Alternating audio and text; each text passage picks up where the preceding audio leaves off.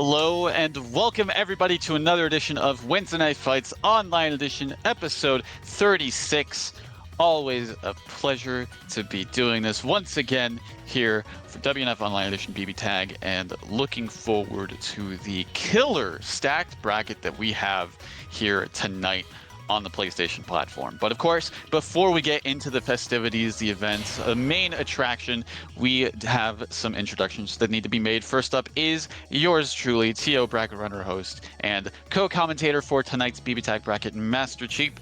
And with me here on the mic is someone we've had time and time again here on the mic for BBTAG here at WNF, and always a pleasure to be graced with his voice once again, for Sword Kirby, aka Podge. How are you doing tonight, my friend?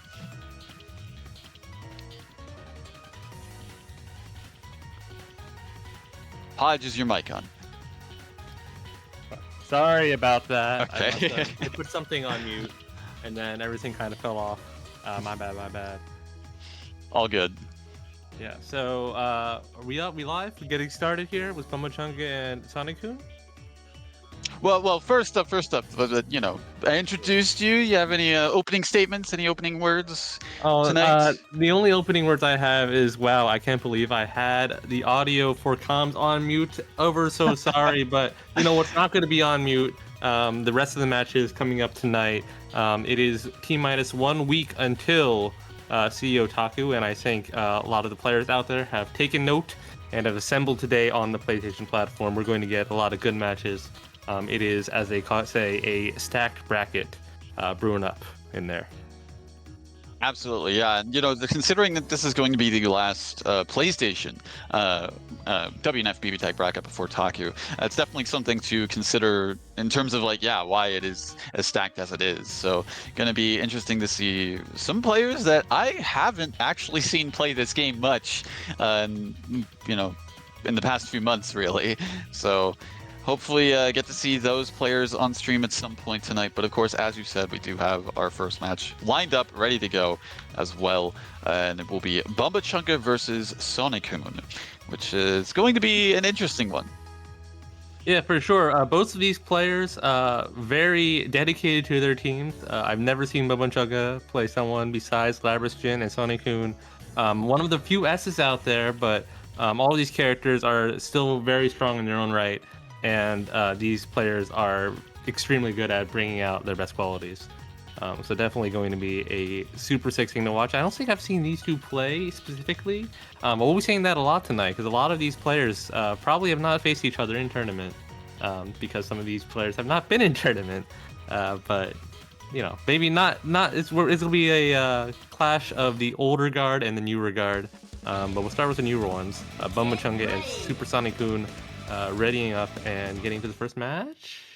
Now, one interesting thing to consider about this matchup is, you know, normally Heart has very impressive, like, air movement, air buttons, etc. If she's in the air, you have to respect that space. But with Labras, she's one of the characters that has some really good air-to-air buttons that can really contest a lot of the stuff that Heart can do in the air.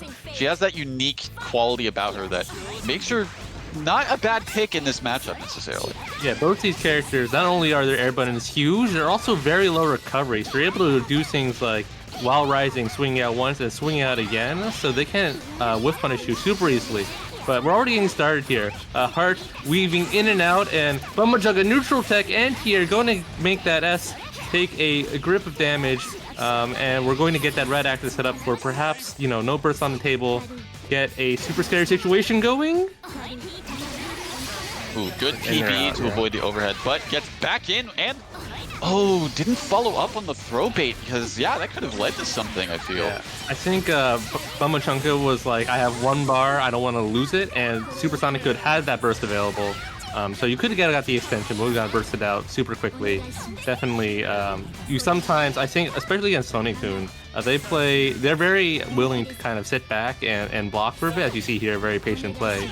And you're going to need that meter to really, you know, get things going. Especially considering, like, Heart makes a very good use out of any meter that she has. So, but unfortunately, yeah, gets called out on the PB and button after that, and going to be losing S. Solo Heart, not a bad character to be left with. Probably better than S in this situation, as we're seeing now. Yeah, Sonic-kun doing a great job calling out the push block. We're going to get those tick 4As, try to get a reaction out of the Labrys, and instead Labrys is going to be getting her grab of her own. Gonna have not enough bar to do anything super significant with this. We're gonna just set up Oki with JA, tried to ban a push block and tried a little too hard and got TP'd instead for their shovel. Oh no! And no. I saw the 5C come out. I don't think that's what Bumba wanted. Unfortunately, that's going to be just enough for Sonic-kun to be able to take the first game. Oh. Yeah, and you saw there, Heart being able to use all 4 bars to great effect. One of the great qualities about her with meter is that you can homing cancel any of her buttons and extend your combo right there. Needed all that juice in order to get Labrys out of there. And yeah, that's what I was referring to. It's just like she makes use out of any bar that she has to the fullest effect, especially like in a very competent player controlling her. It's just able to cash out so much damage with the like proportion of the amount of bar that she has individually even. So it's definitely something to consider when you're seeing Sonic-kun on the defense. Probably not spending a lot on push blocks or getting out of the situation like that. Just choosing to save it a lot for offense. And as we're seeing, try to get a 2v bait instead is going to be falling into a situation of their own. Burst still available for Super Sonic-kun. That's why you get Labrys out of there. You thread in the red axe and instead get just play Jin. And you're going to so S is I think typically you wouldn't say a high damage character, but counter hit starter, once you get that 214A, which is the little head grab special, yeah, that's when she gets a lot of damage. Got that Noelle Blaze Blue volley to her. And that super as well is going to do a grip. I don't know if I wanted to ever hear her command grab be referred to like that, but I'll never get that out of my head now. I mean, Half-Life 2 is an old game, right? Anyways, Chunga getting caught on the, I guess, plus range from the EX Fireball and going out. Jin that didn't have a chance to even swing once. No Togas in this match. I mean, we did see one, but it was blocked. True. Also, I think Half-Life 2 is older than like some of the players in this bracket. I ain't gonna lie. Half-Life 2 is a real old game now, man. Yeah, it's like what, mid 2000s, something dating like that. Myself just a little bit. Just a little bit. Blaze Blue. Every character in this game is not older than Half-Life 2. Video games, guys.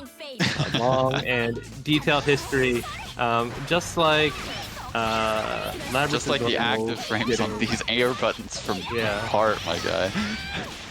Going to get the DT face jump, try to start whittling away at Labrys. Ooh, good use of face, trying to get the homing to crash into it. Sonic-kun is still the only Heart player I've seen use the Heart Fireball in a non-ironic way. Ooh, yeah. I mean, honestly, in that situation, I felt like, yeah, the burst was definitely going to be coming because Bumba more than likely wanted to save the character. I like that super. Got your full 7k off S, stay completely safe, but problem about that is you're not going to have the bar to thread in on this wake up. Oh, no, it whiffed! I saw that Sonic-kun was about to give a super cool whiff super combo. Not going to hear today. Frame shots with the EXL splitter, and we're going to be at Red Axe and waiting on Labrys. That's dead. Yep. Yeah. Oh, I think Bumba was anticipating a push block by Sonic-kun because Labrys 5B is pretty good at deterring characters who push block. Just puts a really big active persona normal in front of her, but the weakness of that is that there is a gap, and when you do have super, you do be suffering on offense. So good job to Sonic-kun taking that game 3-0, and we're going to be getting our next match. Yes, indeed. It will be Mystery Racer and Anima. So more than likely, we're going to be seeing another Labrys. Wait, another Labrys? There are 2 Labryses in bracket, guys. That's remarkable. It's like a lunar eclipse. But Anima plays the double robot girls, right? That's it definitely feels like another one of these another passion team, as we call it. You would usually don't in most people's synergy lists or ideas of how the game plays pair Labrys and Aigis together naturally, but Anima, I think, dead set on making it work. And I've played them a few times. Their Aigis is pretty proficient. I think they got some stuff with it.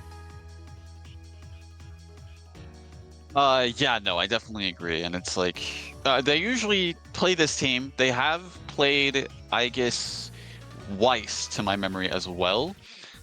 So it might be something they might consider bringing out if things don't necessarily work out with the Labrys. We'll have to see. But it's going to be interesting to see just how this matchup plays out between Racer and Anima. Yeah, definitely for sure. You said that they played Aegis Weiss. Both of them are like point characters, right? So you really, I would be like, who do you put on point? Really, it's just whatever you prefer. I guess neither assists are like super great. Well, anyway, that's a hypothetical for maybe another day. We are in the here and now. It's going to be Robot Girls versus Mystery Racer. We got Celica Sess. I guess this is a team they play. But they switched the Shirogane to Seth? I didn't see that actually. Huh. Interesting. Yeah, another what we would call, traditionally a double point team. Already we're getting started. Celica trying to get the big kick to start the game, and instead getting a sandwich into another unsandwich into that was a CC sequence. Yeah, I was going to say that was a very good PB from Anima to get out of the sandwich situation early. Unfortunately, I wasn't able to block the Celica overhead, but doing a decent job so far of kind of like, well, I was going to say keeping Racer in check a little bit in terms of like, presence. Unfortunately, I got caught there by... Oh my god. Oh no. Hitting two characters is going to get double the action meter. Going to be at red for a good part of this combo. This damage is racking up. Only 2 bars though. I don't think he has a brutal impact with this team, but that is a good old grip. Mystery Racer on their last legs, and there goes Celica. Wasn't blocking their toes. Going to be losing Celica. Solo Seth, but Res level 4 going to be a menace in their own right as soon as Resonance is called. Unless... Oh, nope. Alright, yeah, definitely going to be getting and securing the kill, I feel, on Labrys. Yeah. Luckily, Seth's chip damage isn't super great, so if Anima can survive the next 7 seconds, they might have a chance. Alright, and avoids the real big damage that Resonant Seth can threaten, so now you're going to be playing basically a 1v1 neutral game.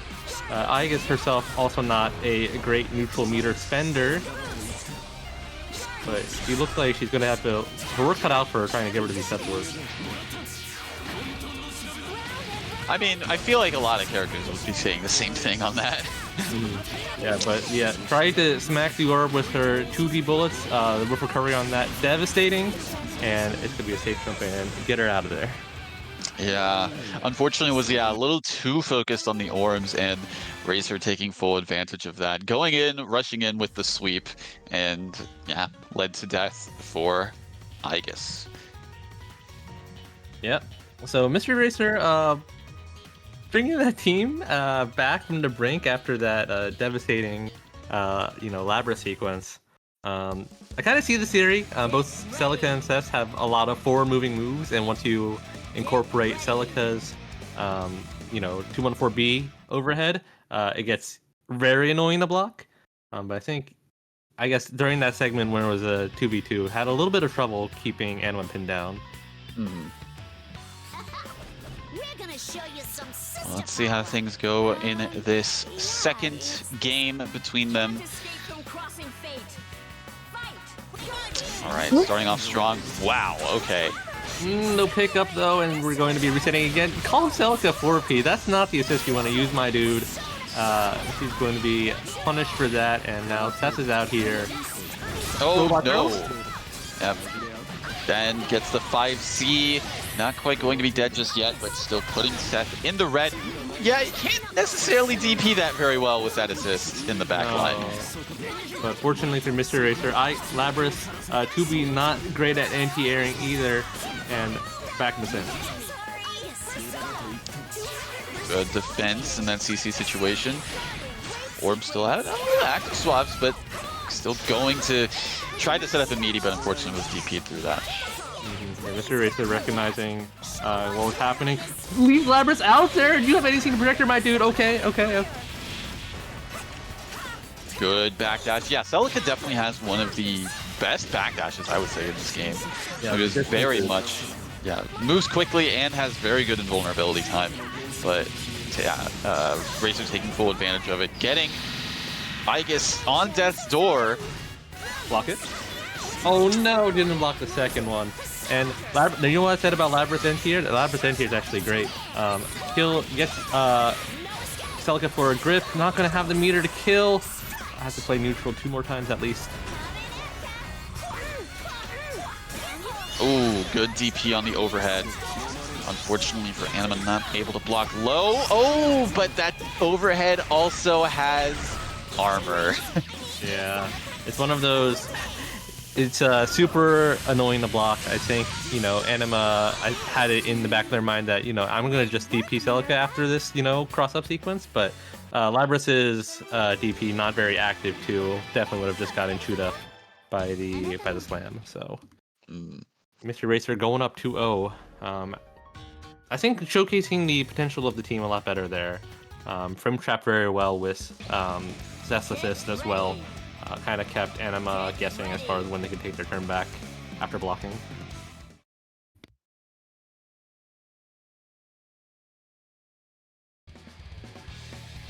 But, you know, it's game 3 time, and if there's time to put all adjustments, it's got to be now. So, we're going to get into it. The race has been starting with 5A round start very consistently. And I mean, I don't imagine. Yeah. I was going to say, it's a good round start option. I don't imagine you would not do it. Absolutely. Okay, good start by Anima, getting some chip damage here and there. Blocks the dive kick early, keeping it minus enough to be punishable. Gets some decent damage. Ooh, gets the sweep as well. Not sure what Racer was pressing in that situation, but has to be careful with the Celica. No! Oh, that could have been dead. And catches him again with the SS5P Celica low. Definitely, you think the overhead's going to be the default option to worry about, and that low will always get you. So, bad DP, but it's okay. Seth just zooms on pass.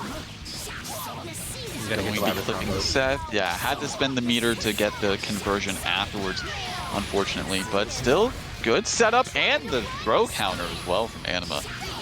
Signs of life in this. Oh, not able to get the burst punish though. Definitely a missed opportunity. Could have definitely got rid of Celica with that. Oh, that was a wish confirmed. And luckily, Mr. Racer obliging, also not getting the burst punish.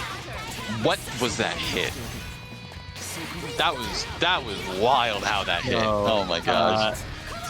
Definitely caught the very end of that Mario Kart going through. Red shell incoming. And the obstacles just keep on playing the screen. Good block by Mr. Racer. Oh, Seth's DP recovering definite. Oh, and the Persona actually body blocking the orb. That probably could have been a dead Labras potentially. What? Okay, that was the 4P assist, right? Yeah. The Iga 6P coming in flush for once. Those her assists aren't usually very good. The potatoes are a little bit too slow to come out, but they are very active. And Mr. Racer had a brain fart, did not confirming the super. I feel like we need to do it here. I feel like, yeah, it was definitely to save the meter on it. And okay, I was worried how much damage that last hit was going to do, but now you are, yeah, DP assist essentially. But again, we got characters who aren't great at doing chip damage in Labras, so it's going to be a honest fight trying to get Seth down to their last inch of health. And Labras is going to have to get through this neutral game. Just one neutral interaction. Unfortunately, he loses because of the orb, but not enough to kill off of that. Good use of the Labras JB. A very good button at clearing the orbs, but man, Seth is a heat-seeking missile. The air dive kick as well as the ground thrust, they're so fast. You can't be whiffing anything from full screen even. So, good showing by Anima, but Mystery Racer dominating and moving on to winner's quarters. Good job to him.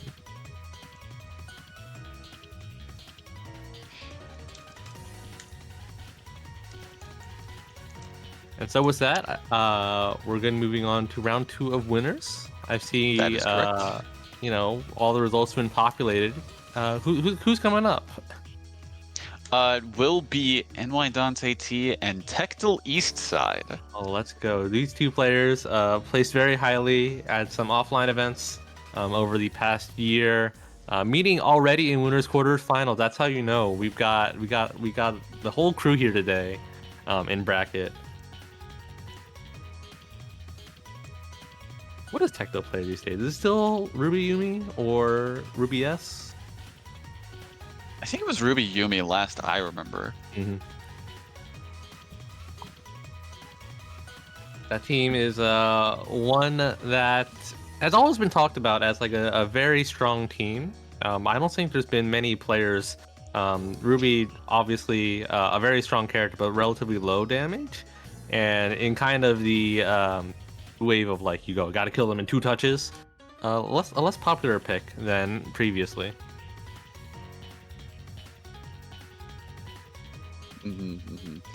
All right, just going to ping both players, make sure they got the message.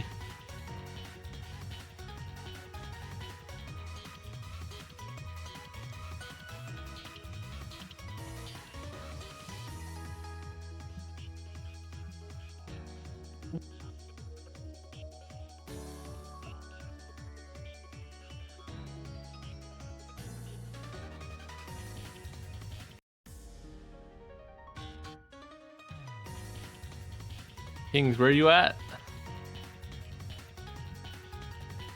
Yeah, pinged both of them, so okay. All there's right, Dante, and there's okay.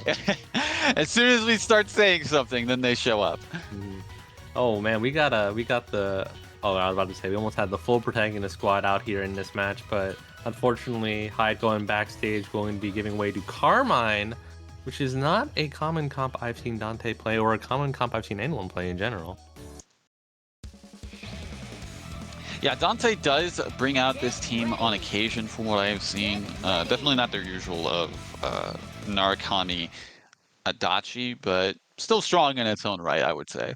Yeah, Carmine, one of those characters who could just fuel a lot of damage by himself. Unfortunately, you do take a risk of that. You do hurt yourself a lot as you do your big damaging combos. Narukami kind of capable of keeping neutral together by himself. We're going to give Carmine chances to hang out in the back, but not sure how these two interact particularly with Yumi Ruby. And plays Yumi point? Not a bad option, I would say, but definitely interesting compared to the character you have in the back line. Well, Ruby 6P is definitely a take my turn, full screen, Minesweeper button, and that's something Yumi can really make use of. Unfortunately, I feel like Ruby's kind of body blocked in that situation a little bit, because I feel like it was definitely supposed to be more of a conversion in that situation for Dante. Ooh, sneaky corner steal, going to lay the bombs. Oh, my trap card has been activated. Unfortunately, does not find purchase for a bigger combo. Gets to play Ruby, and Narukami JB laying down the law and stopping Ruby in her tracks. Ooh, good burst. Good burst. I was kind of worried about when the burst point was coming, because Ruby was definitely looking on death's door in that situation. And here we see Carmine with a lot of red life, and death's door tries to set up the scrub, left, right, CC mix, Tectal or Dante very wisely checking forward out of that. Ooh, the EXZO and gets the super afterwards. Going to be killing off the Ruby, no chance to burst in to save her. And Tectal DPing after incoming. Yeah, Tectal making Yumi DP look like a prime anti-air. 2 for 2 so far. Oh, and great navigation over Narukami. Oh my god! that could have led to so much. Yeah, I think thankfully for Dante, he had burst, so even if Tekla went to the big routes, it would have he could have stayed safe. We gotta play all this neutral though. Goes for the B fireball. Hello. Ballsy move considering there was 2 meter on deck for Dante, Yeah. but these DPs have been working out so well for Tectal. I'm surprised. Playing modern Chun-Li over here. The anti-airs for days. All right, we are in Rampage time now. 80 seconds are left on the clock, and that means passive meter gain is in play, well, probably until Resonance? No, both these players, I think, kind of realize they need to activate it safely. The small blood shark coming in from behind, tripping up Tectal east side. Tectal still has the Resonance, so they're going to run this out until... Ooh, oh no! Okay, fortunately, yeah, JC recovering just in time to avoid being punished, but yeesh, this is a rough situation to be in. Tectal definitely looking to get one knockdown, one attack situation away from popping Resonance. Okay, we're gonna be in the situation, and fortunately, no conversion. Oh, it tries to read the PP with the throw, but unfortunately for Dante, going to be missing the mark. Tectal taking the first game. Very back and forth game between those two. Yeah. Tectal definitely rocked that solo Yumi. Played it very well against the Carmine Narukami shell, and just able to take it back. 3 for 3 with Yumi DP, like as an explicit anti-air call out, is an amazing stat to me. We'll see if Dante can maybe adjust and try to bait Tectal a bit more into swinging when maybe they shouldn't. So far, definitely swung faster on that round start for Tectal's side.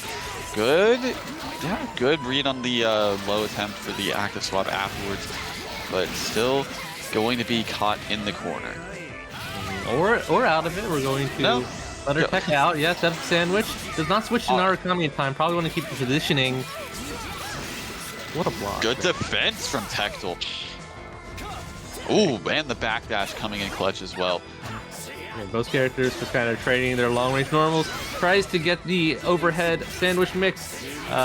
Gets out of there real quickly, and we're going to go back. I feel like that empty jump from Narukami was definitely supposed to be something else, but hate to see it. I'm doing so a great surprised. job, like micro dashing forward and then blocking when Dante inevitably crosses them up. Go high again, keep on going high. And finally gets baited out of some kind of reaction. Ruby going to be living this. Going to be a lot of damage on both Carmine and Ruby in that situation. Look at all of that red life he has. Definitely has to find some way of getting that back or just keeping him in the back line. Ooh. Late push block, not punished. Gets DP, there we go. All right, well, seems like Tectal can't find the same kind of success with Ruby, but with Yumi, definitely still has that record clean. That combo with the record was not clean, however. We're going to be trying to kill Yumi here. Get that CC, gets a little bit of extra damage. Carmine doesn't have the big super to kill it there, and ooh. I was going to say, I don't know if you want to keep this man in. Well, but you know what? What do I know? Yeah, both these characters were one hit from death. You know, Carmen at 1 HP, even stronger than Carmen at a little bit more because blood. There's no more risk of losing HP when throwing blood, and it paid off right there. Dante able to take game 2. Definitely an interesting back and forth between these two. We're seeing, you know, some situations that like they are familiar with each other a little bit in terms of how, like what they could like to set up. So definitely seeing some play between both of them. But yeah, no, it's it's wild. They're swinging, but at the same time, it's calculated. It's definitely a controlled chaos over here. Dante actually doing a great job not letting the Ruby really play. And here we go, the switch from Tectal going to Ruby point. And I would like to say positive things about this. Ruby's currently in a situation, getting knocked down. Blood sharks all around her. Ooh. Fortunately going to get caught in air-to-air, but the DP working out this time for Ruby. Unfortunately getting caught by the Carmine assist, though. One of the strong things you do in this game, just, calling your assist as the opponent tries to cross under you, puts an unexpected stop sign in right there. Ruby getting stopped in her tracks. We're going to try to tag out, get her some HP back. And the full screen blood's not going to chip Yumi. Instead, Narukami is taking a group of damage from the first punch. Oh, and just pressing that 5A. Going to be killing off the Narukami. Yeah, definitely a... that was a strong match by Tectoli's side. Knew that Dante didn't have any burst to kind of get it out of and save Narukami. So now you get to play the 2v1, and you don't have to play much longer. Your character is not dead. Blocks that, just cross under immaculately, able to start getting set up. Carmine going to be getting some health back. Probably going to be spending it in equal number. The wheel not going forward, and unfortunately not able to push Ruby in. Oh no, Tech runs that on an unsafe gun, and not going to get that health back. Going to deny it. Baits out the burst, but unfortunately no dice. Oh, I was anticipating another DP, I'm not going to lie. Yeah. And there we are. No, I was one interaction off. Yeah. The visions came in just a little bit late, but yeah, not able to jump out. Unfortunate, yeah. Going to be going down in that situation, and man, that's only game 3. I know these games have gone down to the wire, even though both of these players play pretty aggressively with their teams. Game 3, Tectal up 2-0. Will Dante switch? Dante is hovering and did not hover anywhere. Instead, we're going right back into it. But Dante does have quite the repertoire to pull out potentially in these situations. Definitely, but going to be sticking with the Carmine, it seems. Definitely has, paid dividends in its own way. Tries to keep on setting up Oki. That blood wheel does not go away even if you make him block. And he's just trying to shimmy this Ruby out. Empty jump low. Tries to get a trying to burst. bait out the burst, yeah. Really adamant about doing them. What was that?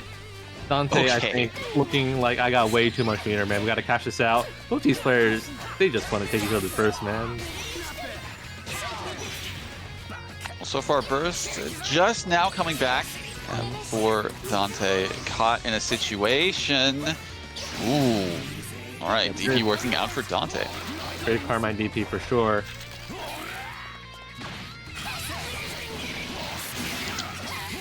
And the throw working out as well. Look at that damage off the throw, too. That's crazy. For sandwich. Oh, what good awareness, knowing the blood puddle is right underneath you. Gets to enforce a long-range low with minimal risk to Carmine. Unfortunately, going to be able to get some health back. And run it again. JC tries to crush a throw. Okay, Tactile, I see you. No burst. No? Interesting, no burst punish. Regardless, going to be getting the hit on the Yumi, and it looks like, yeah. No! Nope. Auto combo completed either. Alright, good watch on the potential EX Zeo car. And we're just down backing. If you're down backing, you're gonna get your dome crack. Raging Lion is inevitable. Just like Gauntlet Hades, really. Yeah. Imagine having a overhead you could do starting from the ground. Ooh, unable to bring Ruby's out. Going to get Scooby cleanly and bless us with a game 5 of this set. Very good answers from both players, honestly. Like I said before, you can definitely see that they've got some knowledge of the other, like how the other person plays and like what they kind of like to go for, and it is definitely apparent. Oh man. Yeah, no, things like getting a great Yumi starter but going straight into Fireball, trying to catch a mistimed burst. These kinds of adjustments are things that you only start doing once you play someone for a long time. And mix-ups like, B teleport into Fireball no longer as effective, definitely once you get deep into the player matchup. Going to be setting some blood bonds, making Ruby block forever. Gets him with the overhead twice, going to cross slash, and Ruby is going to be a one-touch, but fortunately not going to have the best OP here with Carmine. Yes, burst out. Yep, good burst.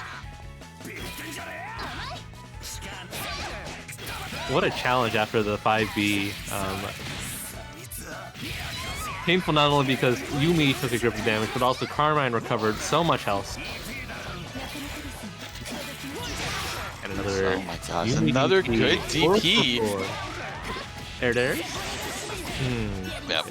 Good point to burst in. Save the Carmine. Unfortunately, yeah, the Z once again. 5 for every 5, time, man. Oh. That's ridiculous. But regardless, Narukami going to be, put in the red as well alongside Carmine. Carmine healing a little bit in the back, but unfortunately, the EX snowbirds. No, for sure. That's looking like a snowbird out here. Dante is rapidly going to be sliding into the loser's bracket. It is definitely a slippery slope, let me tell you, now with this situation. But yeah, with that going to be going down into losers, as you said. And Tectal taking this at 3-2. Yeah, great job by Tectal at the end. Used Yumi. So one thing that Yumi's best use of meter is using those air EX fireballs, and Tectal did a great job just using them very sparingly. And whenever he did use them, they were to definitely turn the tide of the swing the momentum. In that last game, able to use it to catch both characters and run a mix on Narukami after to secure the kill. And once you're down to solo Carmine against this shell, you gotta just play. You gotta just outplay your opponent for solid 2, 3, 4 interactions. And not to be happening there. Technically moving on in our winners bracket. Yep, and will be playing against. Let's see what bracket says. We'll be playing against Mystery Racer in winners semis, but we'll be going to the other side of winners semis, and that will be Monkey 4012 versus Sonic-kun. Yeah, Monkey 4012. One would say one of the most, I guess, calculated players. Definitely will play top tier, or will say that they will play top tier. Let's see how they do against Sonic-kun's hard ass.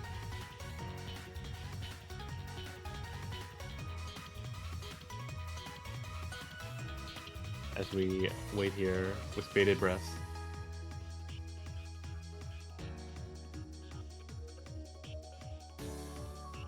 Just let Monkey know, ping them to make sure that they got the message.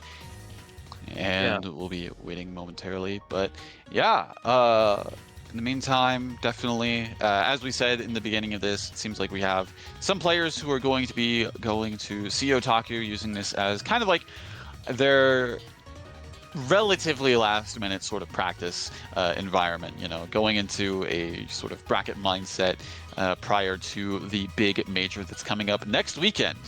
So look forward to some BBTAG action there. But with that out of the way, we do have action happening now. Monkey 4012 versus Sonic-kun, and Monkey choosing to play Ragna Jin. Yeah, Monkey bringing out the BBTAG demo team. Ragna Jin coming out here. Definitely a team that has some synergy. Jin Brick plays really nicely with Ragna 5A. Definitely more of a lore team though. But Monkey plays as well. Plays very fundamental, and as we see there, Jin's still very good. Assist set, air buttons, everything at kind of deterring Heart from her back homing shenanigans. Ooh, good. Oh no, wasn't able to tech. You hate to see it, and unfortunately, that's gonna be dead. That's a dead Heart already. Extremely clean first character taken by Monkey. And one of the unfortunate things I think with CC is once you do pop that pause button, you can't throw tech, I'm pretty sure. At least I've had an extremely hard time doing so. But Monkey's gonna have to show, do they know the S matchup? Right now it's looking a little bit dated. That's not a character that's played super often these days. And Super Sonic-kun sets up the T-Crack and gets rid of Ragna. Just like that, it is a relatively even game. Unfortunately, though, Monkey's Jin, definitely nothing to sneeze at either. It is 100% real. It is a character that he has played for a while, even prior to Yumi releasing. So definitely something to keep watch for, but still very much back and forth between these two right now in the 1v1. Pleasure seeing, you know, relatively advanced Jin combos trying to just S super get out of there. But Monkey knows throughout that he's going to use the ice to get into resonance safely, going to be getting a little bit more damage and putting S out of the game. That ice arrow just barely doing enough and getting rid of that character. Unfortunately, that is going to be multiple for flinching, quite honestly, with that wake up, or with that super on the run up. Unfortunate option from Sonokun, but Monkey sniffed it out and was definitely able to fully capitalize on it. Yeah, there's some characters I think you are okay with getting that super punished by. It is like -10, so, you know, slower characters, they can't get their best starter. Unfortunately, Jin has one of the privileges of being able to combo into resonance, and right there, Monkey, knowing the route, able to eke out that last bit of damage. Yep.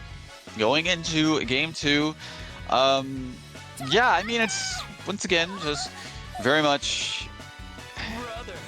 It's hard to say where the pace of the match would go. Yeah, definitely trying not to get Jin 4P'd out there. Going to put S's 4P of his own in order to kind of, you know, have an active hitbox. Stop Jin from being called, and now we get to run. Yep, empty jump low. Bit of reverse bait in there, unfortunately. Monkey able to figure out the right spot. Now we got to play Jin's character. Ooh, good use of F4P. And also, as we said earlier in the set with Bumba Chunga, it is definitely apparent now, more so than before, of how good Jin's air buttons are at stuffing that hard. Yeah, they're extremely long range and cover multiple angles. What? Like he likes an NPC to unfly, able to get that very delayed high, able to block this burst. Monkey is going to be quite a deficit after this. Heart's going to get more Oki. Still got full partner gauge. You don't have burst left. Ooh. It doesn't matter how good your air buttons are. If you clash with the assist, it's Guessing City. Great block by Monkey.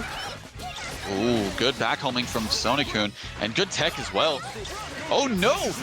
Okay, I thought that was going to be punished. Yeah, Monkey definitely whipped that button and said, I need assist, I need him right now. And unfortunately, still has to play into S at the moment. Ooh, Gullet Hades! No, man, he knows! Unfortunately, it's not the best move in the game in that situation. It can't avoid that super because moves his hurt box forward. Yeah, Monkey trading the favor there, doing, you know, minus on block, Russian move. And letting Sonokun take that game, going to be going to game 3. And we're going right back into it. Still sticking with the Ragna Jin. I mean, it definitely is working out to some degree, but I do feel like I feel like Monkey's saving his other team if things get a little bit dire. Yeah, Monkey definitely trying to keep that, keep the ingredients fresh. Going to be, you know, trying to pull out the secondary meal, the leftover. You know, Jin 6P preserving that combo pretty well, and even with like the extra scaling on P, Ragna's base damage still going to be giving him 7.8k. We're still stuck here. Sonokun, I was going to say, Sonokun has not been able to get out of this corner, and honestly, it is looking even more dire. Oh, the throw bait and the burst bait, the double whammy, and Monkey definitely in control in this match. It's a good side push combo. Going back to Ragna point, yeah, it's definitely the combination you want. Oh, what was that situation? Intentional mix-up, I'm sure. Ooh, yeah, no, that's safe. Clutch? No, and that's also safe. Oh, you hate to see it. Sonokun not ready for it, and again, two for flinching. Yep. You gotta start doing push-ups in these situations. If your wake-up super gets blocked, it's a push-up. By the end of the day, all the Yukiko players will have ripped arms. Calling yourself out too? Absolutely. I need to do these push-ups every time I get a Meraki Dying block on wake up, but you know, it's a good option. Unfortunately, S's forward super not as good an option, and it's going to be bringing Sunny-kun into the 2-1 deficit.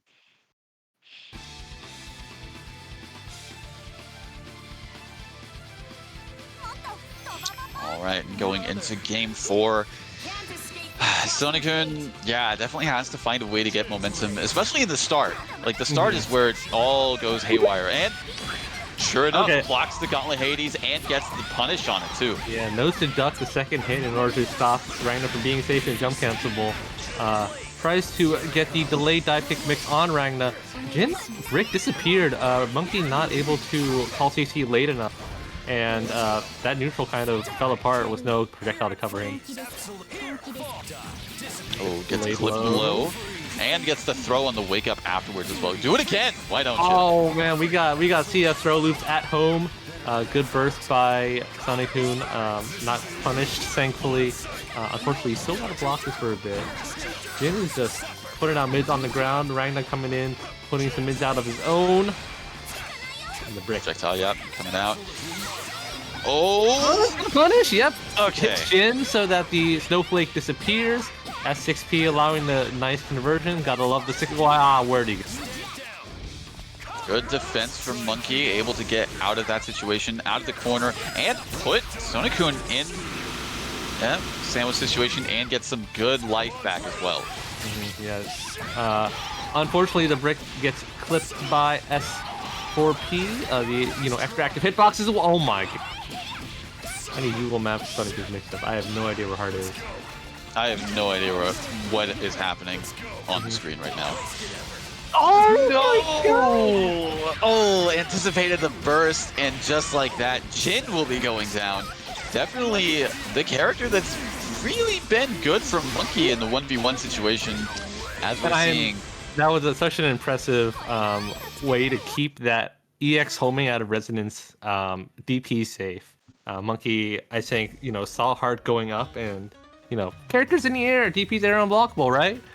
But with homing, you're able to control your momentum even after doing the initial burst, and Sunny-kun do the setup, able to block in time.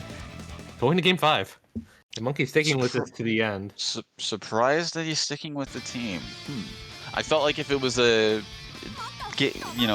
if he was in a situation where next game loses, I felt like he was going to switch to his main. But regardless, I mean, it has been working out, but not with that kind of start, unfortunately. Yeah, not a counter hit starter on that punch, so Sunny-kun had to, home earlier in order to get the follow-up. Not willing to, with Jin 4P there. We're about to get the first phone steal in forever, but... I respect the attempt. I do respect the attempt. However, I don't know if you want to do that in the situation you're currently in. The game's just a number.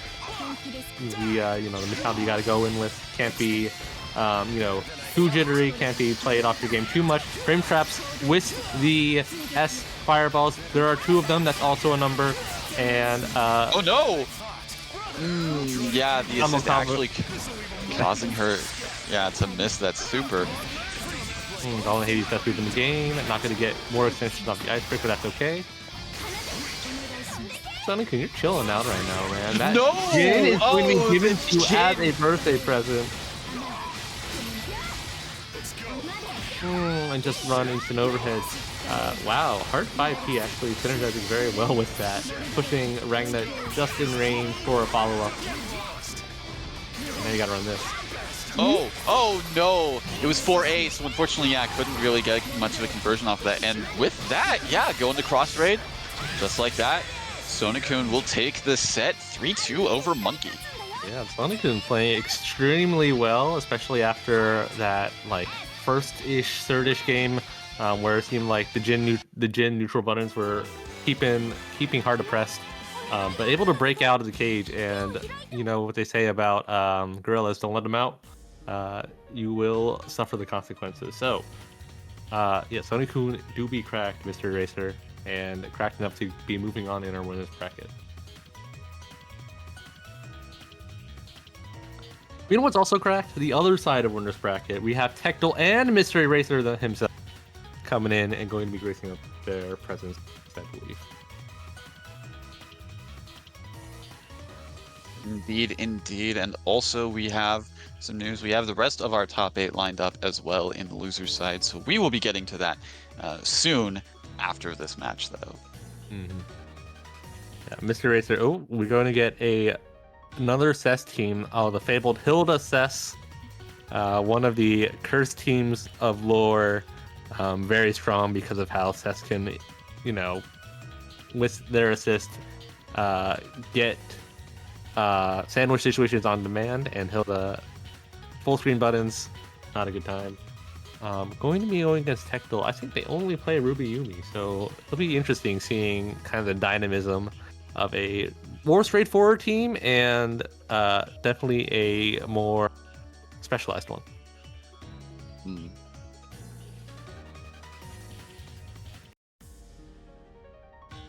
Well, it is definitely something with this team that Racer has that you want to keep in mind, that if you block one thing, you are already stuck in the mix.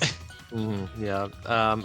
Is the route here doing like a CES block string, and then you got the Hilda 4P coming in back? That is something that he does have in the pocket that I've seen before. I mean, he's got a lot of the tricks in the bag with this team, I would say. All right, I'm looking forward to seeing it. Not as many Hilda CES players as we might expect given the notoriety, but a very cool team to watch, even though it does have Hilda. Hilda's a good character. Just very strong in some senses.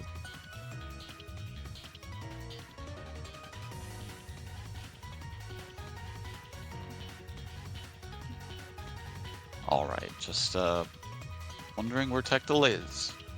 As Well, soon as I you say that, it's always as soon as we say it that they show up. just drawn to the sound of your voice. As soon as Master Chief says, "I wonder where," all the players are like, "No, I can't disappoint my TO. I have to be in bracket right now." And as you called these matches ever so gracefully, you've also called the players into the match. We're going to be getting into game 1. Racer plays, Hilda point makes sense here. You want to be getting the sandwiches going early if you can, but how will you escape the round start? I'm predicting JC. Of course. Yeah, Hilda, not one for buttons of long range and moderate sizes. So I'm not gonna be too hard. JC? Oh, wow, what was that option? Definitely expecting to jump immediately. And already we see one of the strengths of Hilda is that if she is able to tag you with the JB, she is able to take her turn due to how it teleports over to you. Great blocks by Tectal. Good defense by Tectal. Unfortunately, yeah, just got caught a little bit, but starting to take their turn and get some damage on the board now. Good block, good push block on the Yumi 5P, trying to take a turn. Unfortunately, CC'd and switched to Ruby quickly, and now Mr. Racer gets cooked. Unfortunately, not quite going to be keeping, text forward, so would have gotten corner positioning, but nonetheless, now it's kind of like feeling each other out. Well, I was going to say feeling each other out, but then Racer just immediately went in with the EX. We're playing honest, assist game neutral right now, and what good awareness by Tectal. B-Rekka not only doing gobs of damage, able to also build up more assist bar with the extended string, so he has to solo Seth. But this character's no joke! He's dead, isn't he? Definitely, 100%. Unless Tectal doesn't get the assist bar, not going to be able to extend this combo any further. We'll start swinging. Oh no, you gotta be kidding me. Okay. Yeah.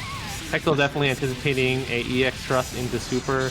Try to play DHC chicken really quickly to catch the Seth. Unfortunately not going to pay off there. Got a little bit of life left to get away from him. But fortunately for Mr. Racer, Yumi's going to be sitting in the back for just a minute. Yeah, kind of like just keeping her in the back line, not choosing to... I mean, you're at Resonance level 4 anyways at this point, so... Yeah, Cess is not going to be able to kill you quickly unless he gets the right starter. Much better to try to make Mr. Racer play perfectly over the next few hits. Unfortunate drop there. It's hard to say if that'll be pivotal or not, but definitely could have been the kill at this point. Texel now feeling a little bit more willing to call assist. Yumi's definitely above that red life, that red HP head threshold. Oh, the conversion afterwards too. All right, gotta get Yumi. Yeah, gotta get Ruby out of there. That's what means Mr. Racer because they keep on sending up. See, I'm seeing so many builds on the screen, man. Oh no! Once again the DPs from the Yumi from Texel coming in clutch. This time it was an air DP too. He's so good, man. I need Texel's DP tingling senses. Just I don't know if he's been playing Street Fighter 6, modern controls, knows to just get that reversal button in, as fast as possible. But wow, just great DPs with Yumi all of today so far. Spider sense is tingling, man. He just knows.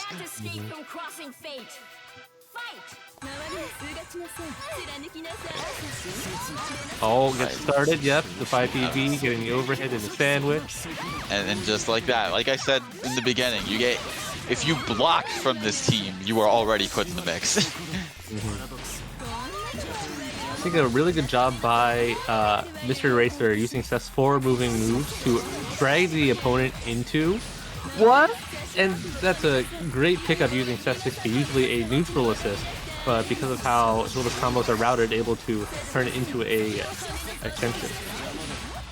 I'm very surprised how long the downtime was on that move to be able to get the conversion on the orb, but nonetheless, oh god, she's dead? No, she's not. Yeah, I don't think Texel is going to be getting the 3K Super, and even with 3K, Hilda, a normal life character, gonna have definitely a lot left to get through.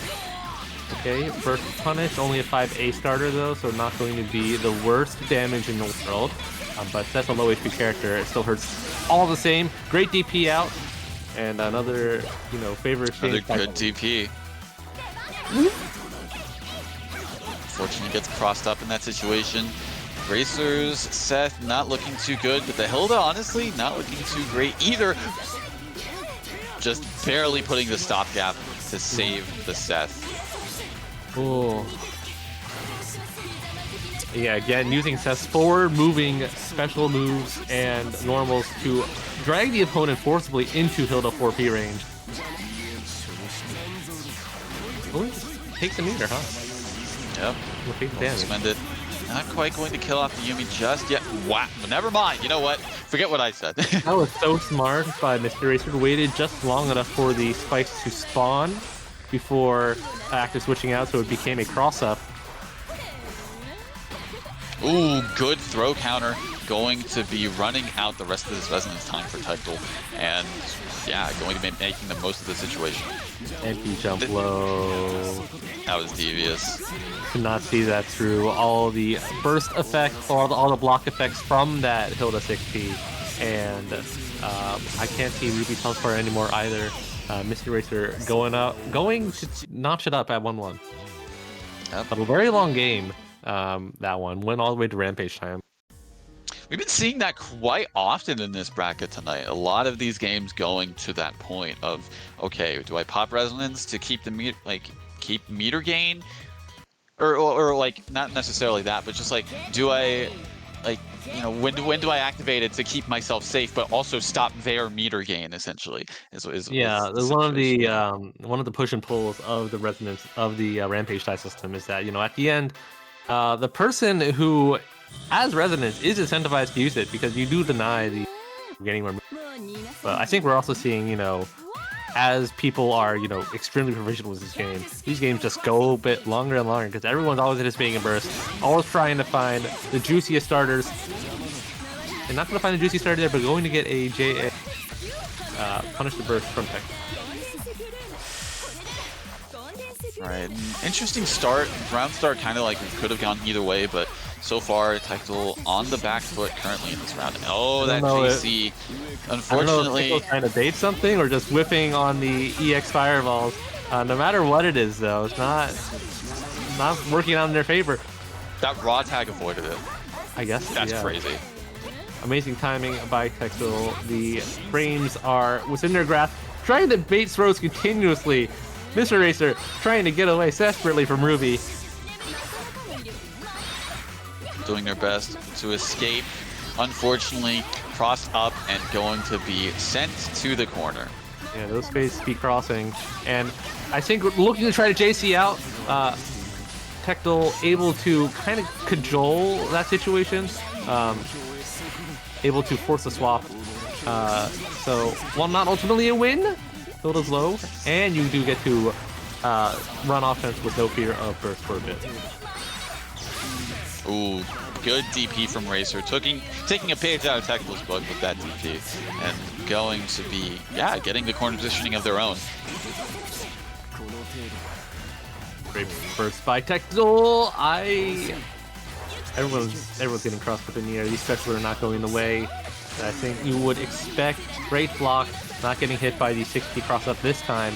Gonna be playing honest Hilda pressure until that point and taking out Uni. And now it is a rough situation to be in. Ooh, DP's out. Got hit by something. I'm not entirely sure what. Mr. Racer putting orbs upon orbs. Hilda special, Seth special, and all of it is going to be ending in slashes to the ground and Ruby going down in this game. That was actually a really cool visual mix-up because, you know, Hilda's little orb special, not exactly the best move, but combined with the Seth's orb set, now you've got two things to contest with, and they both look very visually similar. They do. No, 100%. Yeah, I lost track for a second. I was like, okay, which one's the mini spikes and which one's the homing shot? So I think that's pretty cool. I think a little bit of color synergy too. I think this specific Seth color has the deep purple. So yeah, pick your sprites as well, guys. Important part to team synergy. I'm colorblind. That's helpful against me.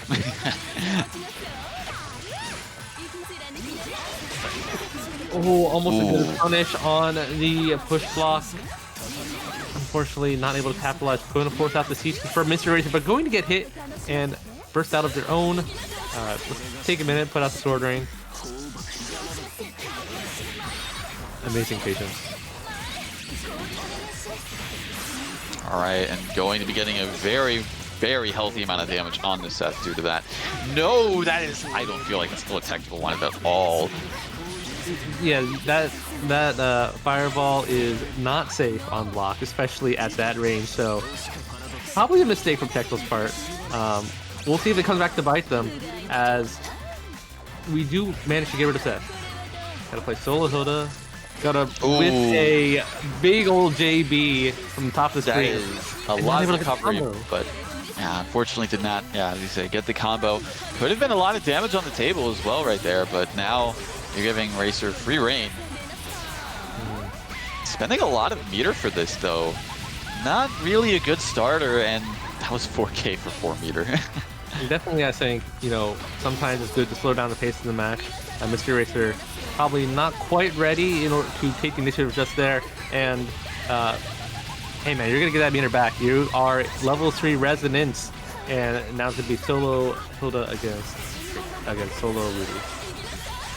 Has to hold this. Oh no! Goes for the grab. Interesting. Probably didn't anticipate them getting hit and anticipated a PP from them, probably. Thinking a bit too far into the future, that future sight. Trying to spread on from Tectal to Mystery Racer. Unfortunately, Mystery Racer making this matchup look so hard. Able to cajole Ruby wonderfully with these normals. All it takes is one hit. Oh, from either side is what I was going to say, but gets the drop, gets the throw afterwards though, and Tectal able to tie things up 2-2 in this set. Game 5 once again. we got scripted. I swear these matches are scripted, man. That drop into my heart rate is going through like a roller coaster of emotions, seeing the clutch happening here. So good job. 2-2. Wow, last game.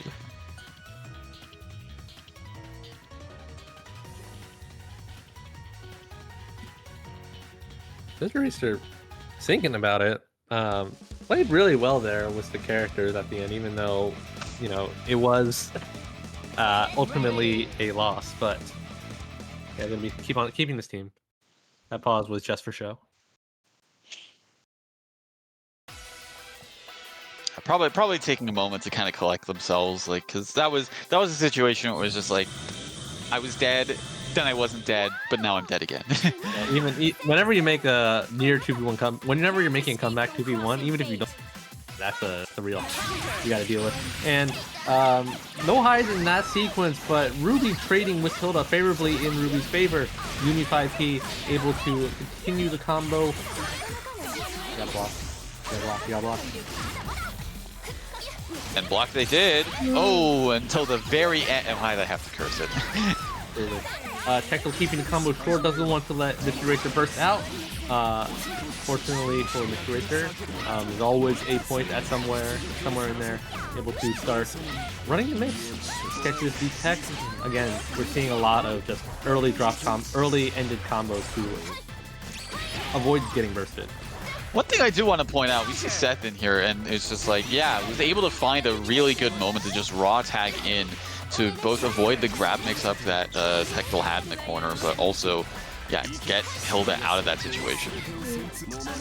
That was such a good dive kick by Mr. Racer. Had to wait just long enough for the dive kick to autocorrect and get the right input. And Seth out here. Oh, he's gonna be a lot of damage. 6.7k, yeah, it's not bad. Oh, okay, good. Jump cancel to avoid that assist in the back line. Unfortunately, he's dead. Yeah, the problem Mr. Racer is going to have to deal with now. No! He has no meter after spending all of it on that combo. And we're back to solo Hilda.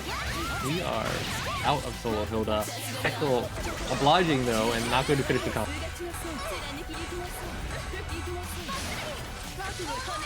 It is a precarious position to be in for either one, honestly. There's a lot of chip damage on the table right now.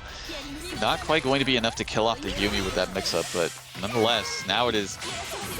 Oh, whoa, interesting burst. I think I saw Mr. Racer try to press a 2B to bait it, so... Yeah. It's a little bit too slow on that. Oh my god, it's always stressful when you're at one touch against a zoner. Any hit will do it. Conversely, oh no! Wow. Yeah, Tekla maybe anticipating Hilda blocking, trying to do mix-up specials. And on hit is just like, I don't know, piercing time! And Mr. Racer perhaps surprised a little bit, DPing and losing the character.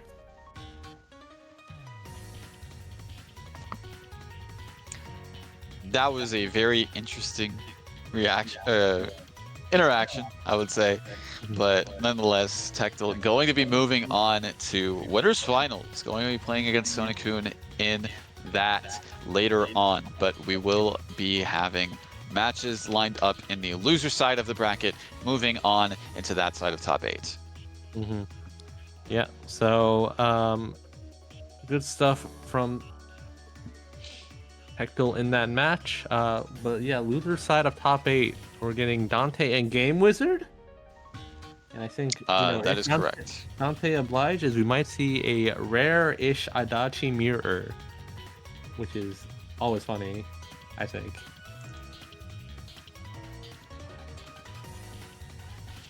We'll find out. Yeah. Adachi, definitely a battle of how do we say, powerful moves. BZO is always fun until you get BZO'd yourself. And, Adachi not a character who can deal with his own BZO set up super well. So, interesting to see. I mean, it's like, either he... Really, it's just like, he can only, like, AZO in response if he sees it. If he's able to. Yeah, from like that far. It's I would describe it as a just throwing bricks at each other kind of match. You got, you know, the EX 214Cs coming through, all the strong zoning. But Game Wizard, you know, I think a dedicated Adachi Yumi specialist going up against Dante's, going with Adachi Ruby. Interesting not to see the Narukami paired with it, but whatever the case may be, we are actually absolutely going to see the Adachi mirror in play. Mm-hmm. Can't escape from crossing fate. Yeah, double Adachi round start. Both players obliging going to be going to the opposite side of this. Dante trying to burst first, doesn't want to let anything get set it up, and Game is able to block in time. Sets things up anyways. Ooh, good catch on the piercing tide. He's and dead. Addy assist come back in time. 10k. Goodbye.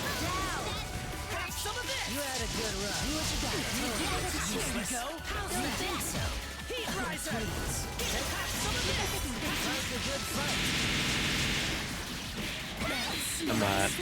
This is I don't think we're this is seeing looking anything. very much in favor for Game Wizard right now in the corner, but good mash out from Dante, and going to, I mean, has to have some kind of start to his momentum at this point. Yeah, Dante, I think, wisely trying to save some, get some more bar, not trying to go into meter penalty by using that super. Unfortunately, that bar is going to be, you know, posited straight to the government because Adachi did not write a will and was defeated in this battle.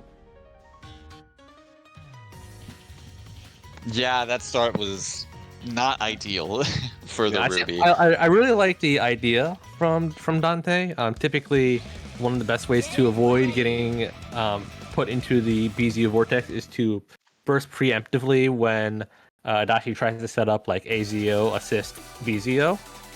Just a little bit too late on that, and getting obliterated as a result. Hopefully things work out better for Dante in this round. We'll have to see. And, well, already getting his 4Ps to start off. Game Wizard going for a little bit more of an aggressive start that time, not paying off. Going to be put into a forced sandwich. Yep, here it comes. Classic B rifle shot. Oh my Good god, the anti-air. reverse hit of the anti-air. Swapping sides and getting corner positioning. That is, unfortunately, what? You're crazy. Hey man, that bar's not coming with you into your next life. As we saw last game, Dante choosing to spend it on DAC Chicken, gets frame trapped by the Persona Crack. Dude, that does so much damage. Going to pop it up twice, have an AK combo. Going to be putting into another situation, gets crossed up and not ready to confirm. Unfortunately, yeah, the burst was baited, but, well, I mean, it's still going to be a kill. Yeah, good recognition by Game Wizard to go into the super early.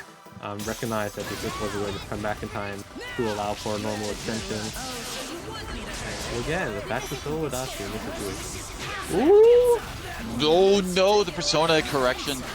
Fumbling that combo, unfortunately, and you're insane for just doing run-up 2D. You're wild. You're just doing it again. It's definitely one of the funnier sprites in the game, I think. Tried to do it again, not good yet again, and going to be losing the character, I think. Can you just suspend the bar, get the minimum damage? Well, you know, we can go to the next game like that. That's a little bit faster. Saves the frames, really. Yeah. Getting the just frame next game, and yeah, we're switching characters. I'm going to bring out the Narukami for this. I think valuing Narukami is a little bit better at better ground control, and also I think more versatile supers in case you do get put into a situation.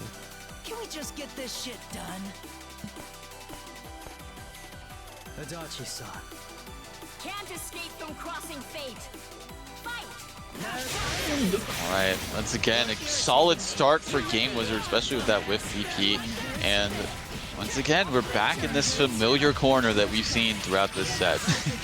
Game Wizard, oh, goes for the Rekka high. Unfortunately, not able to land it there. So hard to see which option Yumi is going for through all of the lasers. And, you know, as we say, laser, laser, laser. The DGO, the star of the show, as expected. Ooh, not able to get the combo, but that's okay. Was it set up? But it's all bullshit. All right, and Narukami on death's door. You have to find some way of getting him out of this situation, but it looks like Game Wizard is not letting that happen. Ooh, very much clutch raw tag there from Dante. Able to combo too, thanks to the Yumi Ice restanding and keeping Adachi, you know, hittable for a little bit longer. Both these characters are at their very last legs. You suck. Okay, let's go. You ready? This is you. What a super. We're gonna trade Zeodynes for Zeodynes. Oh, great recognition on seeing the assist in front of him. Definitely able to punish it, and unfortunately that was not the right time to punish that assist. And out we go. Game Wizard taking a 3-0 against Dante in this bracket. Very convincing fashion. Unfortunately, the DP is just not working out well for Dante a lot of the time, and going to be going down in 7th, well, tied for 7th place tonight. We'll find out who will be joining that positioning with this next match of Bojack and Ryazo. Oh yeah, Bojack. We tried getting him on a few weeks ago. Seems like it's been working out pretty well today, judging by the score. So yeah, let's see how this goes. Bojack, a Adachi, Ezreal, a Fikiando. Ryazo hopefully going to be sticking with his 9 Yumi today. Let's not see a repeat of that other week. Fingers crossed. Yeah, well, you know, it's if there's a time to experiment, pull out your stuff, I guess it's the tournament before you know, the big one before the Otaku. Again, I don't have faith that. I mean, Ryazo would probably play this game, so we're gonna see it.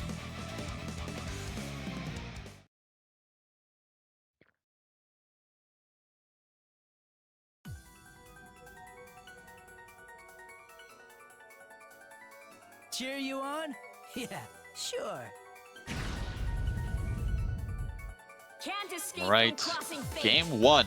Fight. And already 9 is starting dominance, able to chase down Adachi with the JA. Full sets up the, you know, we're gonna lose the corner actually. A little bit awkward spacing, and Bojack, he's going in.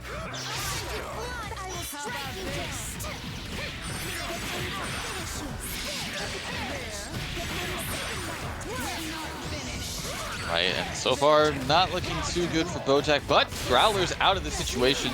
No conversion with it, the Gustav follow-up, and so far, yeah, he's kind of trying to find a good point to get in, and so far looking good with that.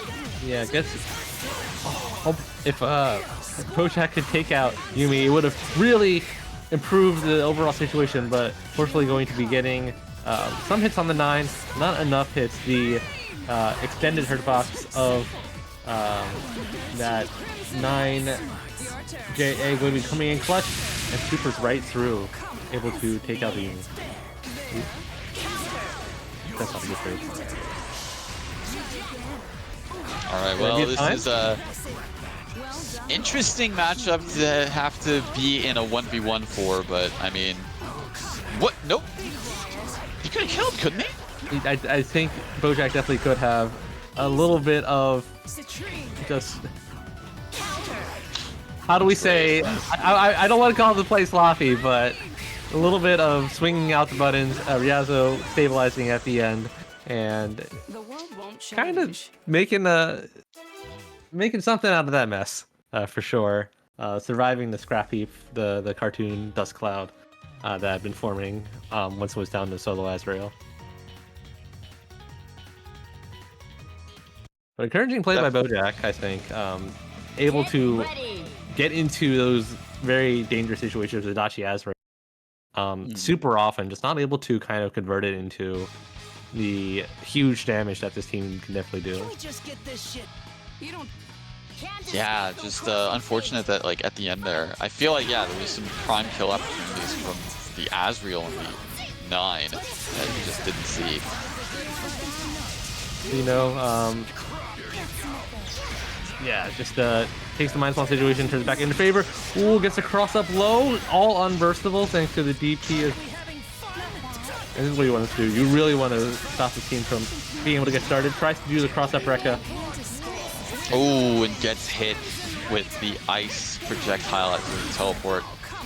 9 being wide enough there, not able to avoid the burst. So thankfully for BoJack, is able to start running their game. Ooh. I saw 2 instances of Adachi's persona being broken, I feel. Yeah, 9's normals just barely able to clip it. Could have put in the unblockable Sure for you. that?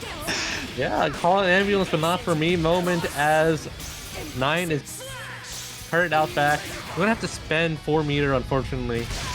But BoJack in prime situation here. There's a teleport Oki. Gets the dive kick. That was insane. Yeah, the options that Azrael have of his teleport, 5P Oki are limitless, unbounded, bounded only by your creativity.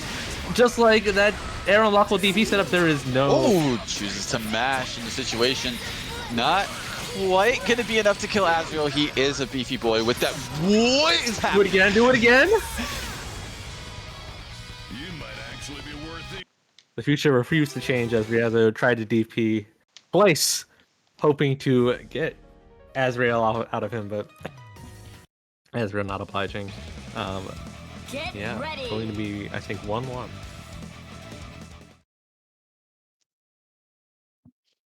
That was an interesting last, what would you say, last quarter of that match? Yeah, we were at a 2-minute warning, and Yumi went for 2 onside kicks. That felt like. Football analogy aside, I think you're gonna need a Hail Mary to get out of this BZO setup. Adachi. Football analogies aside, you liar. What do you mean I'm a liar? Anyways, we're trading long normals out here, and Azrael is doing a pretty good job keeping a good neutral against Yumi. Oh no! Oh, that was such a big whiff right there. Could have potentially, I don't know if necessarily killed, but definitely could have been in a much favorable position compared to where we are now. You definitely want to see Yumi in the corner, not yourself. That DP is going there. Oh my god. Hello? They're just swinging. They just don't care. The rules have been broken. The power limits have been unchained, and now 9 is stuck against Adachi Azrael. I think, fortunately 9 does pretty okay against Adachi by herself, but unfortunately, once you start getting put on the defensive, these JBs, these setups, they're hard to get out of. Hey, oh man, oh. Oh, all right. Well, again. she's dead now. She's absolutely dead now. Yeah, Riazo, Sing maybe been watching too much of the technical sets, seeking these trying to emulate the power of using these circular DPs and getting out of all the situations. Unfortunately, not able to not able to have them land. BoJack up 2-1. Cheer you on. Can't escape from crossing fate. Yeah, I mean, you definitely saw, they tried to get the spark notes on that set, and saw the DPs. Yeah, worked out. They were a bit more calculated though. Yeah, for sure. BoJack, ample 9 experience from both this game and CF not coming into play there. The 5P able to actually, holy crap. They're so good at this matchup. So good. You'll love to see it. Alright, also keeping the combo safe and consistent. Don't want to let BoJack burst out. Fortunately, BoJack does escape. That was a clash. Unfortunately, he had the right idea, but Azrael did not autocorrect. So smart for BoJack knowing to clash, and there we go. 9DP finally working out. going to be down to Adachi with very little resources. He can do this, especially when you get a head start like that. Happy birthday, like And that. another one? Oh my god. No way, right? I think that's a dead Yumi, so we're going to be stuck to That's 9 dead, yeah. against Adachi. Let's clean this up. Now you've done it. Okay. Okay, DP working out. Unfortunately, yeah, you're having to deal with 9. Yeah, no, one of these strengths. Oh my god! How's that for taste? Okay. Oh, but It's not meant to unfortunately be. for Bojack, yep. Ryuzo hitting with an anti-air of their own and tying up the set 2-2. No, that was yeah. Adachi, I think, a character who has a lot of powerful tools. Unfortunately, they are by and large projectiles. And 9 with her Brofist EX move makes it very hard to kind of play that game plan. You have to go in a little bit more. Can't escape But from crossing fate. good job by Ryuzo. Taking under pressure, gets walked back and here and realized that Bojack was doing a lot of run up, round start, and turns that into a devastating advantage. Going to be catching Adachi here. No burst. That's dead. Yeah, dead character. All right. Well, I've seen more than enough Azrael solo comebacks on Wednesday Night Fights for a lifetime. Will we see one here? Will the Asriel player be able to pull it off? We will find out. What a TP from both sides. Oh my god, are you serious? Hit confirms are crazy. Oh no, and then Oh no. does not watch their toes. Gets caught with the EX low from full screen. I think that will be perfect. Bojack. Can extend this. Oh wait, no, the assist meter's not coming back. No, right. Bojack, you have resonance. Bojack, you have resonance. You're at full screen, man. Come on. You guys gotta You get gotta another be kidding chair? me. No? Yeah.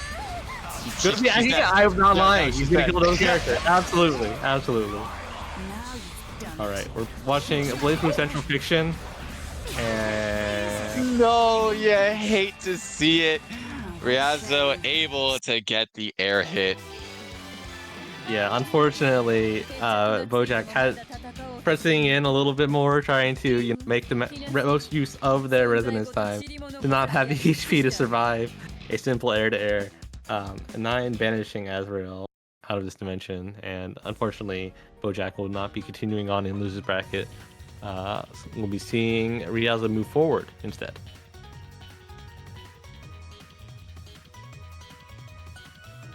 All right. Well, Bojack will be out at 7th place, tied with Dante, but we will be moving on with things. Up next will be Monkey 4012 and Yo Game Wizard. Mm-hmm. Yeah. If Monkey wants to be really funny, we could see a identical mirror match. But Monkey's fickle. Could be playing any number of the teams they have in their back pocket. Would not be surprised if we saw the Ragnarjin come out again. Definitely a team that has a lot of tools for a lot of situations. But to be determined. Does Monkey like the mirror? I don't know if Monkey likes the mirror. Does anyone like playing the mirror match in their game? I feel like I like playing the mirror match. you like. Okay, well, Ragna. I like playing the Ragna mirror match because it's like, okay, are you good? Are you a good enough Ragna to actually take me down? Because I'm one of the Ragnas in this game. Okay, yeah, you know. I guess Ragna mirror matches are quite fun. I do also enjoy Tager and Yukiko mirror matches. They are all sorts of silliness. Just Taker mirror matches are just, I don't even know what to call that. That's just an experience. They're the best. They're the best thing in the world. You never played fighting games until you do a Taker match. But those characters are not in the bracket today, and we are waiting for Monkey to be in the bracket. It's okay. Remember, say the magic words. Where is Monkey? I pinged him to come into the lobby. He's not showing up. What's the deal, man? I think you got to say, "I wonder where Monkey is," and then. Where is he? Where's he at? I wonder where he is.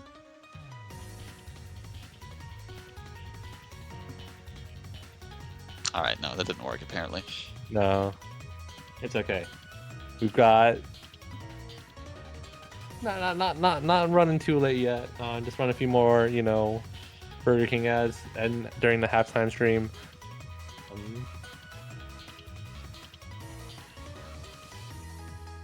So you say Monkey doesn't like the mirror match? What is he playing to this then? I mean, I said I don't know if he likes the mirror match. So if he does, and you know, good for him. I don't imagine he would, but that's just my opinion. I don't know if that's actually the case. But we'll have to see what he would play into that. If he doesn't like it, I don't know.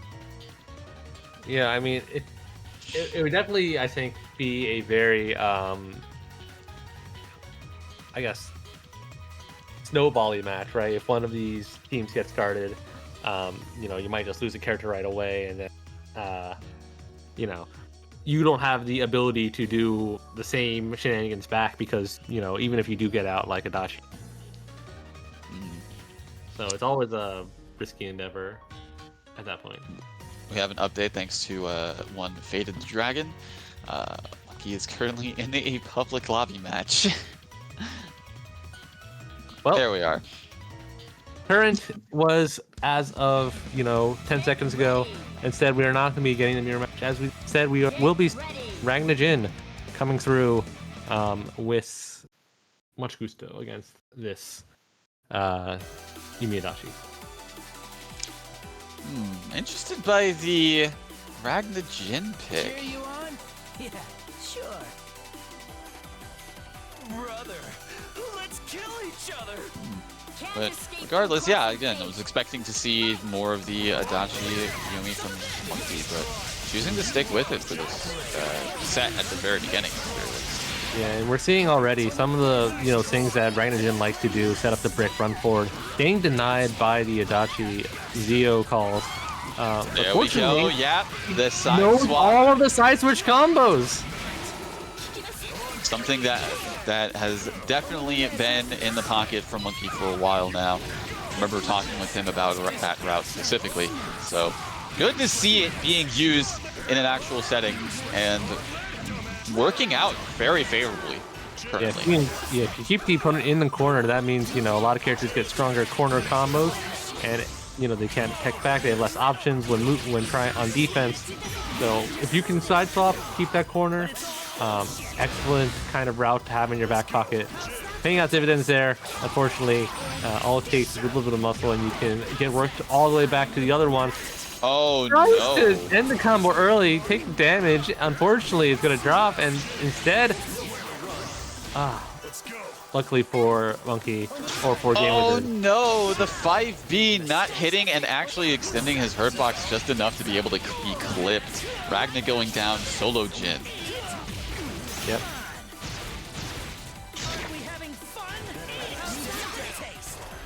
Okay, good call by Monkey, not Titoga there. Yumi was running up, had 2 left. Would have easily been able to super back. Unfortunately, gets clipped, counter hit. Hit stun lasting just long enough to be able to convert on the ground. And with that, Jin is going to be following suit. First game going to Game Wizard. Yeah, great play by Game Wizard to, you know, kind of take back the screen positioning and get out of that Ragna situation after the side swap. Monkey, stick with this. Are we running this all day?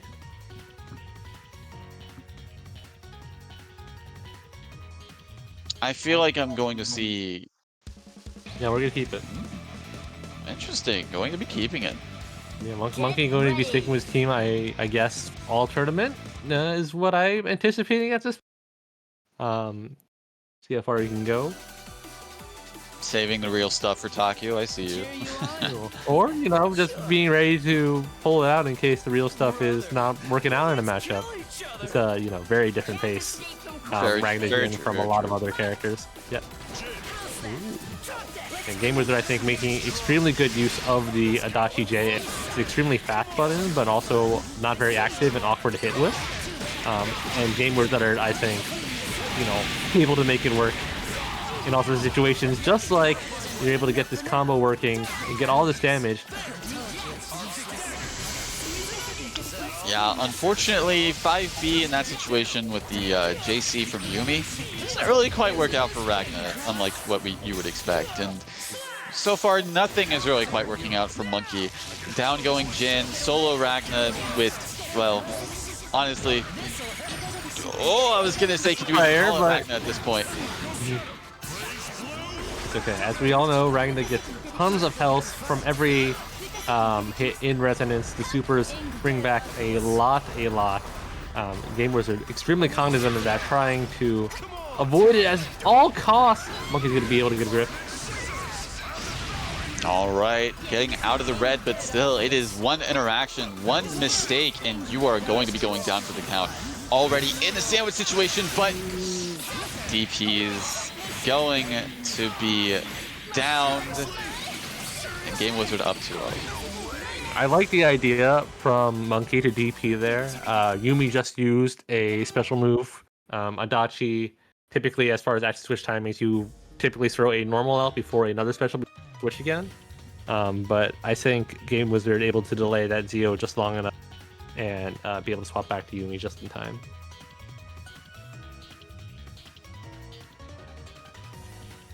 All right. Oh, we're seeing a swap to the Ruby Susanoo. Interesting.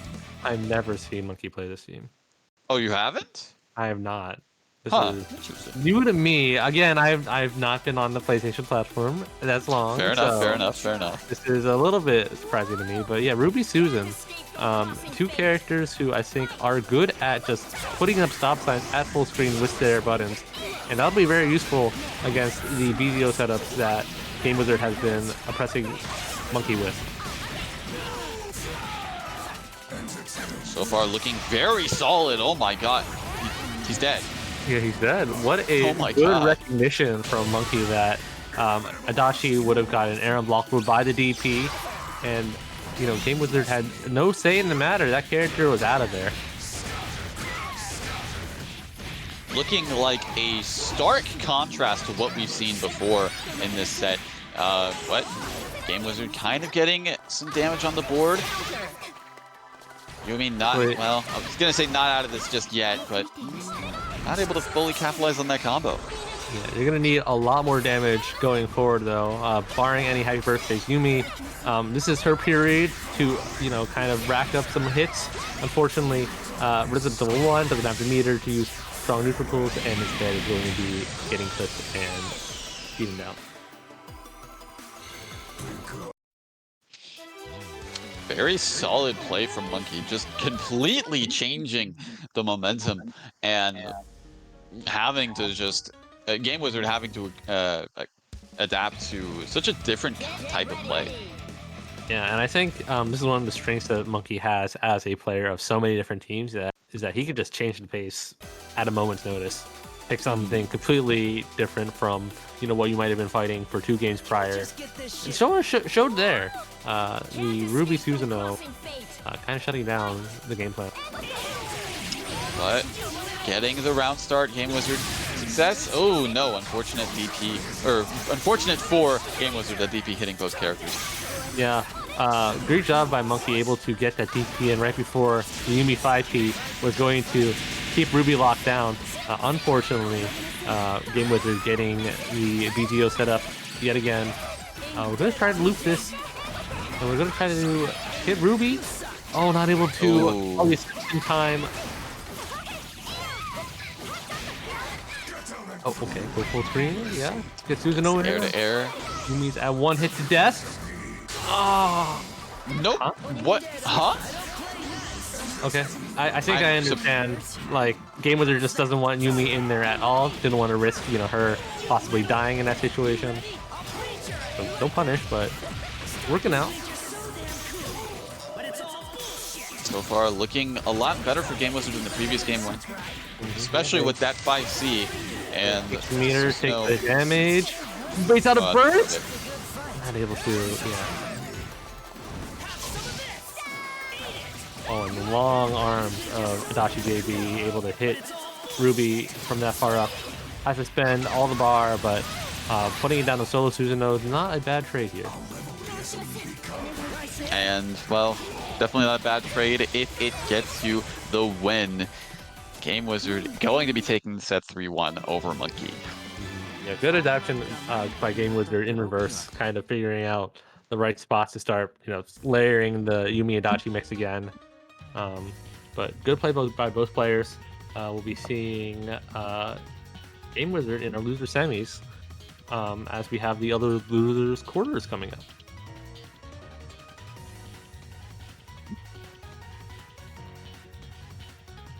Yep, it will be Riazo versus Mystery Racer up next for the other side of losers quarters, and that will be determining who moves on to fight Game Wizard in loser semis.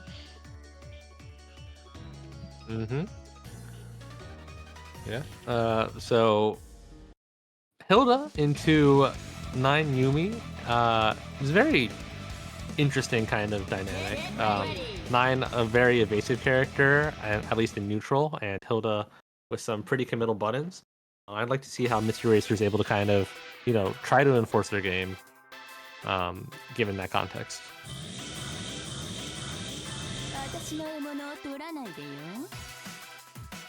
Oh, looks like you might be more fun than I thought.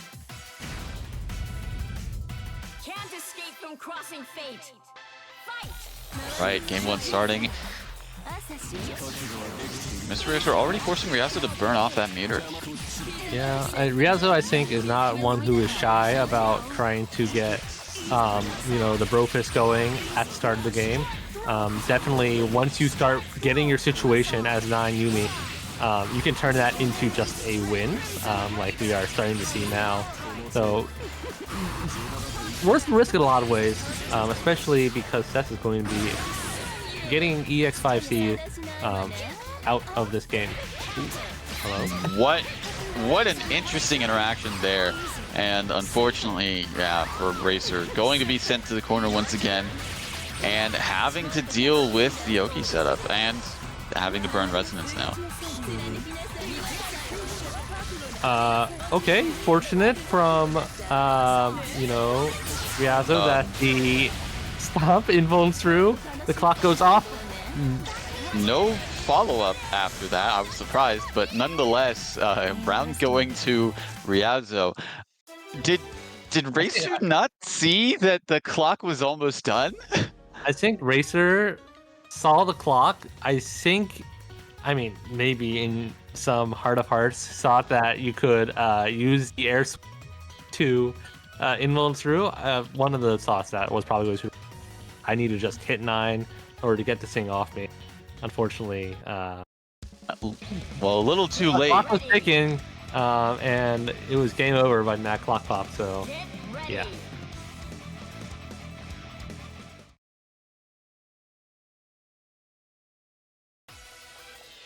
Regardless, pretty much convincing round from Riazo after the initial interaction at round start. Yeah, I mean, 9 Yumi, a very strong team once they get going, and that's why Riazo is extremely willing to spend that EX fist at round start. And there we go, the evasive nature of 9's dodges, just making Hilda's options that are normally so powerful less so. Ooh, doesn't quite fully bait out the DP. But unfortunately, whoa, drops the combo. Could have potentially gotten a good setup. Yeah, unfortunately, 9. Oh, okay. Racer trying to do some cheeky 5B whiff cross-up scenarios, and yeah, you have to burst. You got to keep that 9 healthy. This is absolutely a cartoon dust cloud with all these whack interactions happening. What is going on? I think Racer also just did not have a planned route for what was going on there. What is going on? Yeah, dropped all of that. Everyone spaghetti all over the floor. Oh my goodness! How are we gonna clean all this up? We're gonna clean it up by putting a spike out on the floor. We're gonna happy birthday both characters and just wrap it up from there. Mystery Racer taking that game. A bit of a slop fest at the end. I think that is putting it very lightly. Well, now here's my opinion of BB Tag slop. Right, BB Tag is a game with so much, so many options at so many points. When you start freestyling like that, Even though there may be drops everywhere, you still always have something that you can put on screen. It's a lot like I think improv jazz rather than a a cacophony. Just like sometimes it is a cacophony though. The Hilda buttons making it extremely hard to track where you need to be blocking. Ryazo going to be trying to stabilize it down. We're going to get some good old unblockable loops. And just like that. Oh wow! That was Actually so that close to getting exploded. Mr. Racer just had the got away with robbery excellent sense of timing. Yeah, robbed them for sure. because that was I saw the double meter spin and I was like, is he dead? Oh, not able to avoid the Hilda 4P, and oh no, yeah, really. Not quite going to be dead. Didn't want to drag out that combo for too much longer. But choosing to spend the 4 meter as well. Well, there's a lot of damage to be had when you DHC into Hilda. But Hilda in this situation, I don't know, man. You're one hit away from not having. And now you're having to deal with the situation once again. With your health, your character. Yeah, well, luckily 9 did not have enough magic meter to do the unblockable. She only had enough meter to send, full screen to send like extremely active meteors. Enemy airstrike above. Yeah. She had her kill streaks racked up, but you matched counter there. You matched something in that situation. Well, hey, he was look, then Ryazo was already in combo, and then Racer was not anticipating Ryazo getting hit, and then Ryazo pressed the button because you think, hey, they dropped the combo. You can mashing during hits done. Totally okay. Unless they go for a reset and then you hit them out of the reset, then it's like, oh my god, why are you mashing? Then it's a crime. Sure, I believe that. All right, but regardless, going into game 4, Racer on set point.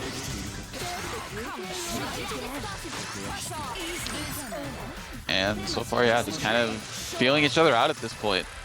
Just one interaction in the beginning, and Racer backed himself into the corner. Well, yeah, as a zoner, your instinct is just you got to get away from 9 man. 9 is got a lot of ways to whiff punish you. If he gets his face, he can't really threaten as much, and that DP was quite sensible. So was that one, because it whiffed pretty badly, and we're gonna enemy airstrike above again. The setup, yeah. Try to go for the fuzzy. Try to go for it again. Just go for the rock. All right. Oh, and Racer having enough bar to let this do the grip of damage. 9 is not going to be happy here.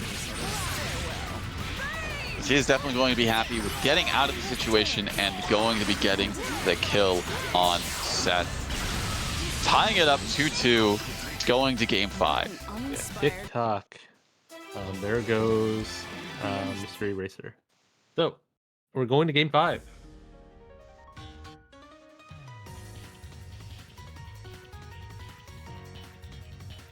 And yeah, just unfortunate that Racer was kind of feeling a little comfortable, sort of feeling things out in neutral a little bit, and then sort of realized he was running out of space a little too late.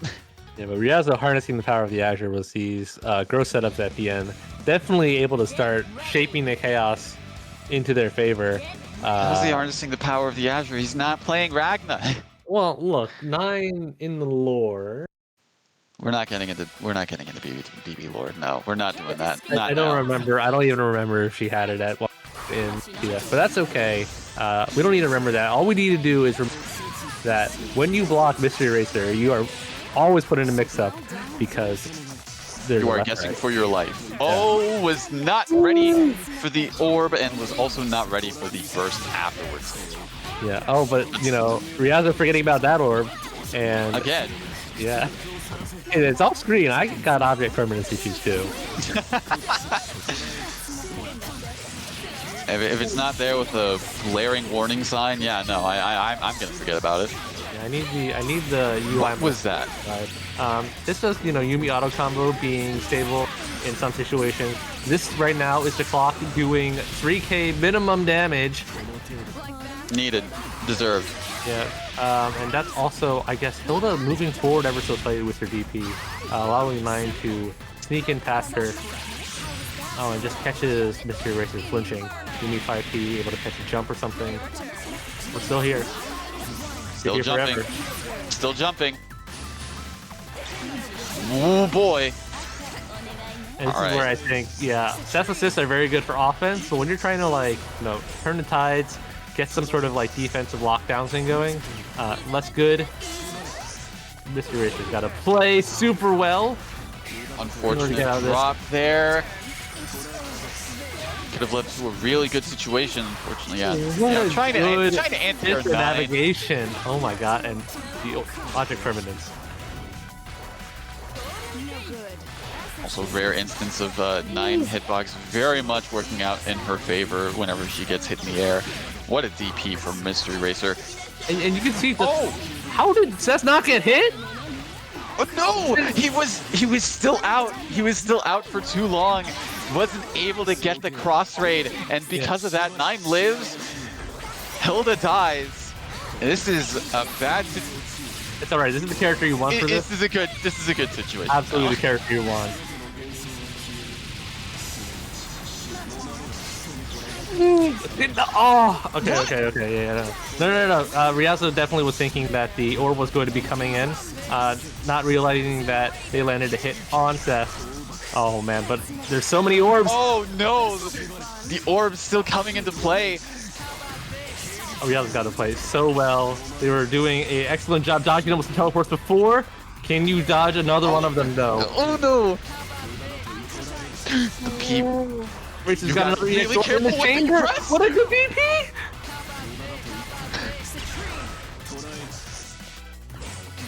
Oh, but the projectile invuln coming in clutch for Ryazo. Mystery Racer going down to that Scarlet Vein. Ryazo taking the set 3-2, moving on into loser semis. Excellent timing by Ryazo. Just seeing the orb come in and, you know, saying, I don't need to block this. I will do my EX fist. And I think Mystery Racer, not quite recognizing that it was not his turn, started moving forward and woof, getting smushed. All right, wow. Excellent play in that losers quarters finals. Ryazo moving on to losers semis to fight Yo Game Wizard. But before that, I believe we have winners finals though. That is true. We do have winners finals to go through. They've been waiting for a while, but wait no more. It has finally ended. It will be Sonicune versus Tectal Eastside. Ryazo claiming that they were buffering DP on something. That's why Mystery Racer shouldn't have gotten hit. I don't remember which one this was. There was a lot near the end. That was more than likely the kill scenario whenever you mentioned that DP'd, he DP'd because of the orb. Oh, right. Yeah, I see. Great play there. Sonicune, though, our winner side match. Sonic and Tectal. It's a relatively protagonist-y group of characters. Definitely not as explosive as we've seen before. We'll see how this plays. I think Sonicune, even though they are playing hard, I know, more of a grounded fundamentals, like steady pace player until you get the good hit. And Tectal the same. It will be a measured, I think, match.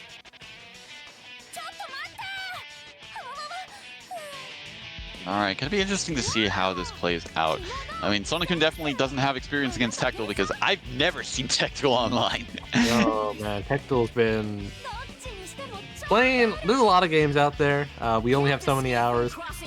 You have to play BBTAG all the time.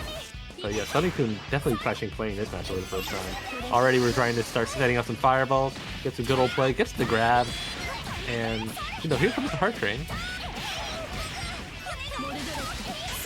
Alright, good burst in. Good tech on the throw. Ooh, but unfortunate, yeah, falling in the way that wasn't going to be able to connect with that. But still gets the low. Sonokun really taking advantage of their movement with Heart. It gets a great extension. Oh, again, dodging gets, we see the projectile invuln goes to a button, and then you clip the opponent as they come through. What do you mean Heart has zoning? This is Piccolo here. Oh my god. This is crazy.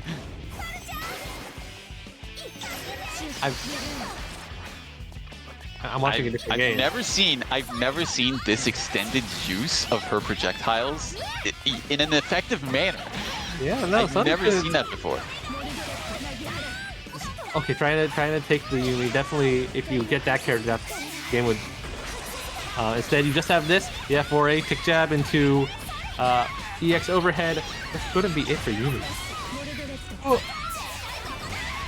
Yep, down for the count. Sonokun, I mean, really, the most damage they took was like from maybe a burst and a DP. Yeah, that was extremely clean set by them. Tectil, I think thinking maybe a little bit aback by those hard fire. I don't know.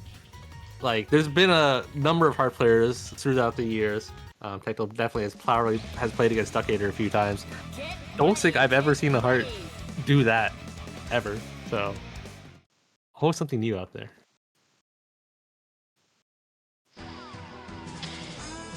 Tectil not quite able to really get anything going in that round. Hopefully he was able to get some kind of adaptation, some kind of answer to what Sonokun was able to put out.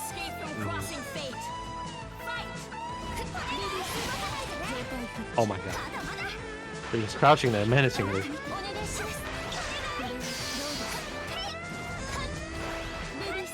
Alright, finally Tectil able to catch Heart for once. We're going to be hopefully starting their kind of game plan. Yep, there we go. We got the 5-people sandwich. All right, and off to a very good start for Tectil's Heart in a bad situation now. Ooh, good burst. Yeah, get her out of there. Avoid taking more damage with her. Let her recover. Start playing the S. Yeah, 2A. Notice Tectil's not. Yeah, Tectil's not willing to swing, just willing to block this out. Blocks My overhead God. too, and gets the punish.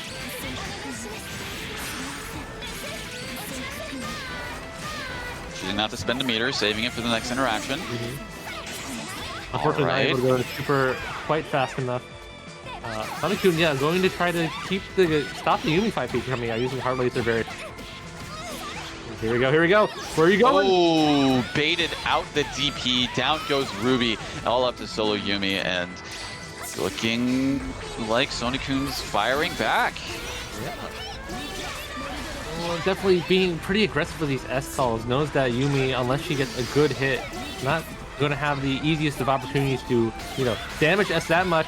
And paying off there, able to get the mix up, going to be putting Yumi at one touch before devastation. Oh no. Not quite going to be dead, but still. And wanted the snowbird.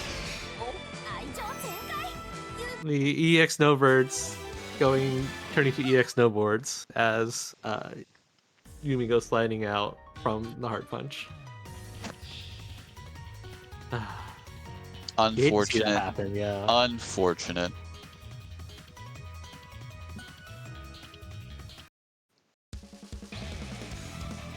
Get ready. Alright, Sonokun with a commanding 2-0 lead right now. Tectil, I think, adjusted pretty well that set, able to do things like call Ruby 4P and position Yumi in a way that Sonokun had to block.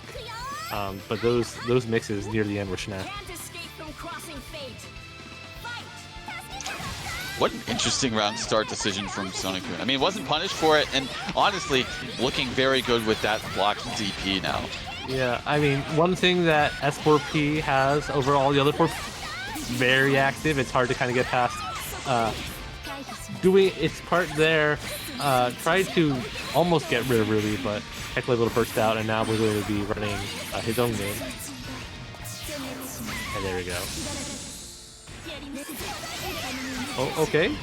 Good of Tectil to block, just crouch and avoid the command grab by S. A nice counter hit confirm off the JB. Going to be getting a knockdown once again on Yumi. Good blocks. How long can you do that? Alright, back to zoning, setting up JC Crest. Yeah, the Crest, what it does, you know, the hitbox comes out a little bit after the JC happens, so if you're not on top of us, it's pretty hard to hit her after she whiffs, and with that, that's able to out-neutral Yumi. We're down to solo Ruby. Are we sure about that? It doesn't look like there's going to be much of a solo Ruby left after this.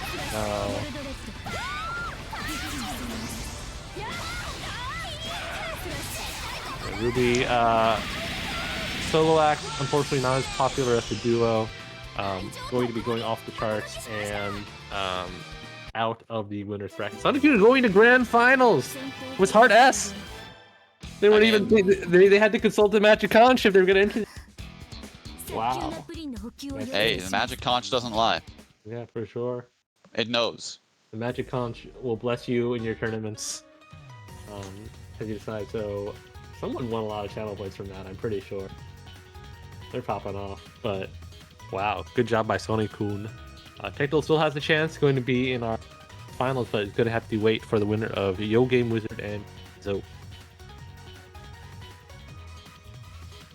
All right, and just like that, yep, we will be moving into loser's side once again. Determine who moves on to fight against Tectal in losers finals. But yep, Game Wizard versus Riazo. So more Yumis. I think, you know, if there was a bracket to say, wow, Yumi is one of the the best character in the game, it was 3 of them rounding up our top 4. Enables a lot. And this is the character you'll probably be seeing if you are going to Taku next week. So get your footage in. Game Wizard obliging us, playing Mitsuru Yuzuriha instead. Still a powerful team in its own right, though. I think one of the rationales here is because we talked about how 9 was very good at avoiding kind of the middle but oppressive zoning of Adachi. Mitsuru, by contrast, has very good air normals that are low commitment, able to probably smack her out and keep her from going anywhere. Yep, here we are already starting. Using H-Rush and stuff. Yep, there we are.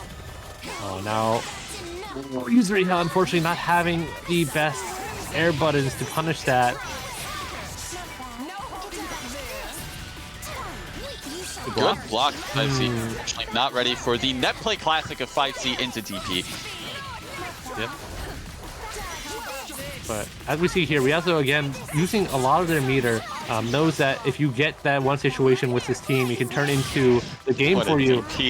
Actually, This is some crackhead gameplay I'm seeing. There is just constant aggression coming from Game Wizard, which is warranted. I mean, considering, as we said, you don't want to let this team run rampant. Yeah, no. So Mitsuru Yuzuriha, you think of this team as like, oh yeah, they're very elegant, precise team. They got long rapiers, long swords. It's one of the most aggressive teams in the Mitsuru, like, with her buttons, is able to force her way forward, like, basically with ease. And Yuzuriha has similar attributes with her teleports. And one of the, like, the average damage per combo is low, but the hits come really quickly, so you don't really get a chance to see your partner meter come back. And you just lose characters in a blink of an eye. Yeah. Already. Yep, just like that, the aggression on the round start. That was only 3k damage. Riazo got hit twice. Damage just keeps adding up. Oh, and that burst is going to whiff. Yep. Gotta love disjoints, baby. One of the things that is also oh my god, what a smart JC to snipe out the 9. Oh, gets it counted in on the 2C. That is okay. Wasn't saving the meter. Yeah, saving the meter. You want it all to get rid of this character at the first touch. Yeah, one of the hardest things about Mitsuru is that her 5A has one, low block stun, but also low block stop. It's very hard to push block away. And when you don't push block it away, she gets to just keep on going.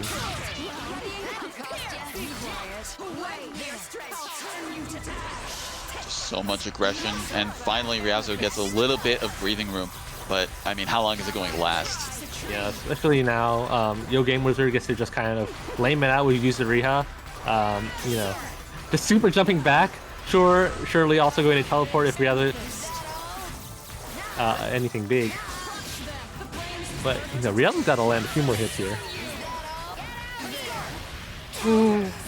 Getting the counter hit. I'll be Yeah, I able was to gonna get- say that wouldn't be enough to kill off that. But Yeah. definitely gonna be enough to kill off of that counter hit. Yeah, one of the oh man, Game Wizard's doing a really good job making use of through thrust. They are plus at range, and you know, obviously, if you're at range, right, you're like, oh, well, I just avoid them, and then it doesn't matter if they're plus or not. But 9 having relatively worse movement than other characters is making it really hard combined with Yuzuriha's XP, and Yo Game Wizard just keeps on being able to take his turn in neutral. Get ready. Yeah, it's just constant aggression, constant buttons, and Ryazo is just kind of like wondering, like, how do I approach this wall? Well, when do I get to play, man? Yeah. If I press anything, she just flusts again in my face. I expect you to have my back. Can't escape from crossing fate. Well, we'll have to see if Ryazo's gotten any kind of answer to that question. You know, already the getting to play is not happening. Mitsuru JA trying its best to say 9, get back down on the ground. Oh my god. Oh, it is such a stupid button. Oh my god. Yeah, Yuzuriha's XP able to take a step. Oh, what a good counter by Ryazo. Maybe going to get something started. No, drops the counter.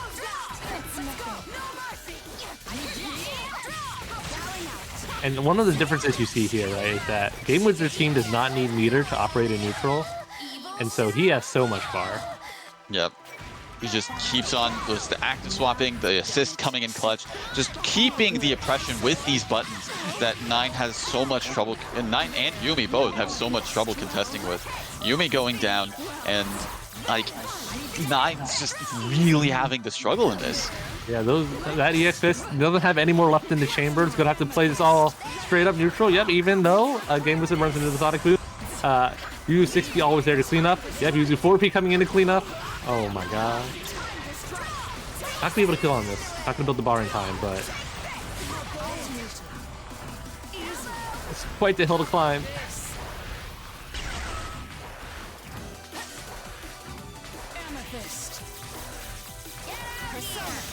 All right, and it's just like no resonance, and now no life as well. Yeah, can't press buttons full screen when the Yuzuriha is aware that slash do be hitting across the state.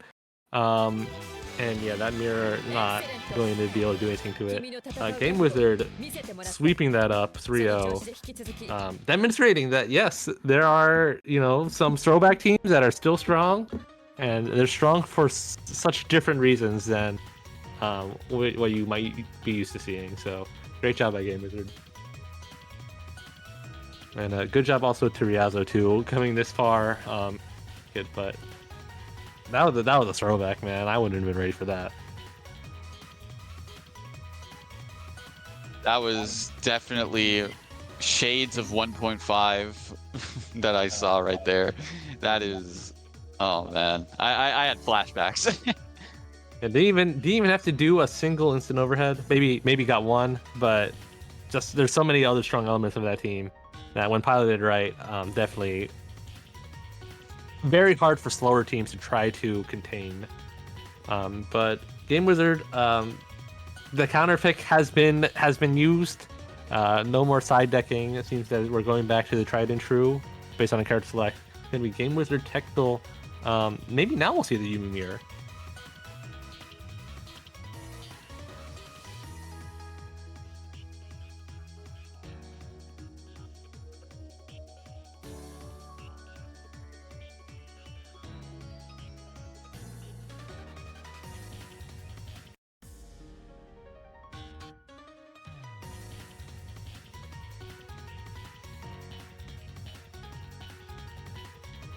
Do I say it?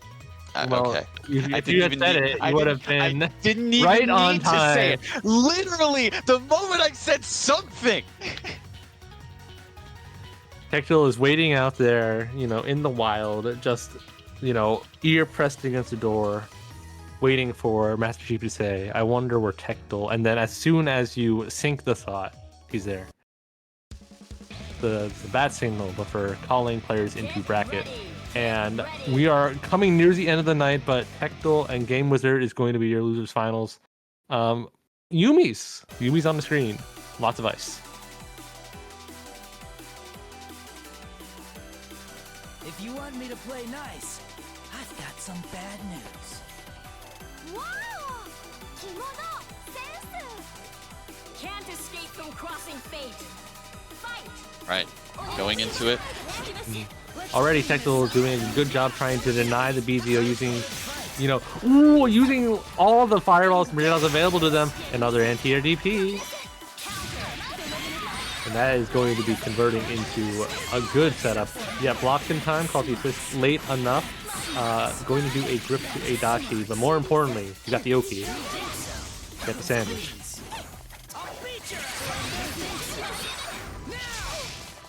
Oh yeah, just looking very good for Tectil.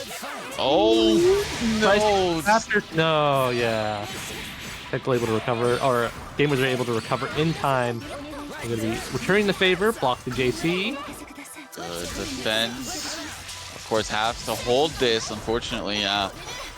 Smart by Tectil to just duck that. Knows Yumi does not have a high besides 5C at that range. Good And DP, getting out of the situation. And so far, very much just back and forth at this point between the two. It's mainly... Oh, yeah. recovers in time! Yep. Just a little bit too late on the draw. Yeah. Yo gamers are at a life deficit, but at a heavy meter advantage. That's Unfortunately, at a character disadvantage now as well. Has to play the 2v1 as Adachi. Surprisingly not punished for that, but will be getting hit in the air-to-air situation. And just like that, going to be going down. Yeah, I always believed in no. JB. Oh, never mind. Okay. Okay. Yeah, always believe in Adachi JB. Fast, it's big, it's hard to contest. Ruby though, just a little bit fast. It's a little bit better with her air buttons and able to counter hit Adachi and take him out.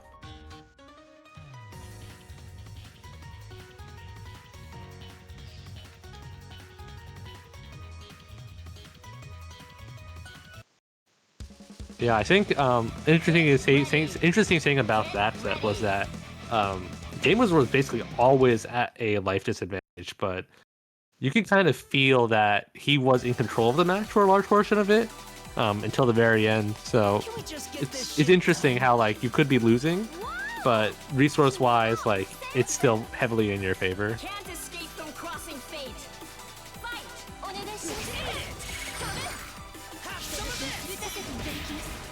Tectil not afraid to challenge these Zeos, throwing out fireballs to stop any potential B-Zeos. And it's going to be turning into... Ooh, trying to catch Adachi flinching. Oh, good use of fireball, good use of canceling the teleport to get some frame advantage. Yeah, yep, that's all I'll say. Oh no, it does not dash block the AGO. Yeah. Tectil going to be milking the damage from this as much as he can. Yeah, gets the super late BZO, going to get the empty jump low. Force out the burst. Oh no, the DP, but unfortunately for Game Wizard, wasn't quite able to get the full conversion off on that. We're playing a very measured neutral game. We got the fireballs out. Oh, great Atom Smasher, going to be having to block the Ice Spear. And good air stall by Tectil to avoid having to block the BG. So far, relatively even in terms of meter, and I was gonna say life, but now not quite the case. Yeah, I mean, it's okay though. I don't think Gamer is going to be able to build the resources to get the kills. Going to be putting Ruby at one touch and at one D5P overhead. Yeah, absolutely. Disguising Adachi very well inside Yumi's 5P assist. Oh, almost at the end. Interesting decision to use the super there, but these DPs, man. I mean, one thing that's very good about Yumi Super is that it will always come out, no matter if Yumi gets hit after or if it flashes a projectile. It is a straight up, basically transcended projectile. And, you know, in these situations, you just need a one hit on Game Wizard. Neutral, neutral, neutral, baby. Yeah. It's when the mirror match comes out that, you know, you're true. Oh my god. Oh, the stare down. Oh my god. Okay, but now it is quite literally, yeah, one touch for either player. Like, it's both in the red. Tekla trying to bait out a throw. They both got loaded magnums, EX snowbirds just waiting to be used. Oh, Game Wizard spending it all. Oh no! I mean, I understand. I think, you know, after you see the 2C, that's your choice to press because Yumis don't want to go into the Rekka in case he gets push blocked or you like lose your turn because there's not a mix-up usually from that option. Unfortunately, the psychology of the rock, paper, scissors, oh, well, he knows and I know, knows, working not out in Game Wizard's favor there. Pixel wanting to get the run back on Sonic-kun, doing whatever it takes to get this win, but Game Wizard not out yet. Still has at least one more game to counter things. Let's see if they're able to. Wow! Can't escape from crossing fate. Fight! Alright, good job by Tekla. Try to deny the assist, try to deny the setup as much as you can, and we get the blocks. Empty the bullets and represent a lot. Okay, that's still good. Oh no, gets the active swap Rekka. But You know, Game Wizard mashing away and going to be landing the hit on Ruby. if there's a character you shouldn't, if there's a character you shouldn't do fake setups or feints against, it's definitely Yumi with her fast, long-range 5A. Tekla able to reverse that situation as well. Oh my god! But Game Wizard is going to be able to get another setup.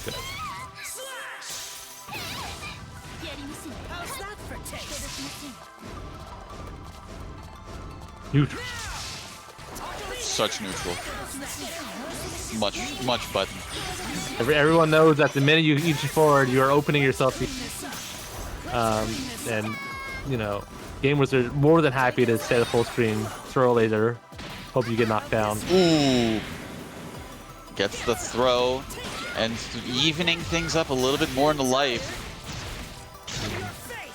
Big thing to see is that Game Wizard definitely has the meter advantage to maybe kill off the next touch. Ooh, got a backdash, but unfortunately, going to be... No! That throw was definitely supposed to be super. You hate to see it. Yeah.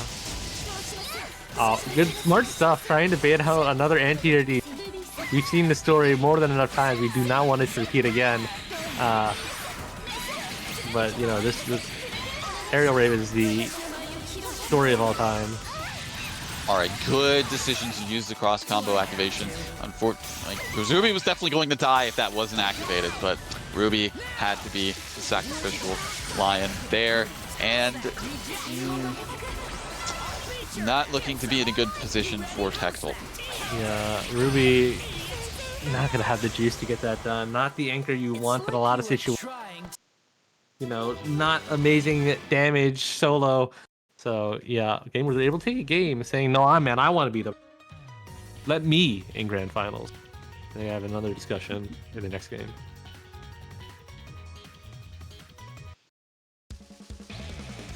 Get ready, get ready. All right, going back into it. Game 4. Game Wizard not out of this yet. I'm tired of this. Wow! Can't escape from crossing fate. Fight! All right, Yumi JC just able to crouch under the AZO. Good job avoiding the 4P by Yo Game Wizard. And you can see both of them are just trying to avoid each other. Right? Game Wizard happy with taking this CT setup. Unfortunately, going to actually backdash that jab and get more Oki. Keep your thing. You ready? I'll beat your ass. Right. Yeah, looking very good for Game Wizard so far. Ruby close to being dead, but once again, the DPs from Textil's Yumi have been on point throughout the night. Yeah, Textil very good at answering with that all today. Unfortunately, though, might just lose hello. I guess that was a. I didn't know. I have no idea how Yumi ended up playing. Looked like Game Wizard got an early active switch. Not going to matter though. Going to get countered on Wake Up, and Textil still got final life. Has to play perfectly well. Unfortunately, as soon as I say it, gets clipped low. Game Wizard tying it up 2-2. Potential reverse 3-0. Yeah, those last two games went really quickly. Textil kind of losing the battle of, basically hitting Yumi or taking your turn after you burst and are able to get Yumi off of you. And so Game Wizard, recovering swiftly in each of those last two games, able to keep the momentum rolling and take out Textil. So yeah, one more game to decide our grand finals. We'll see if Textil can readjust.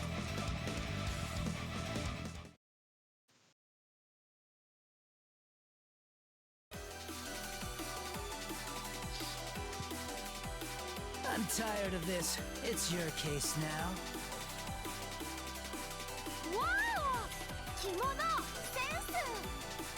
Can't escape from crossing fate. Fight! Right. Around start, having to spin the meter, but unfortunately wasn't quite able to get out of the situation, and burst not quite coming through for Textil either.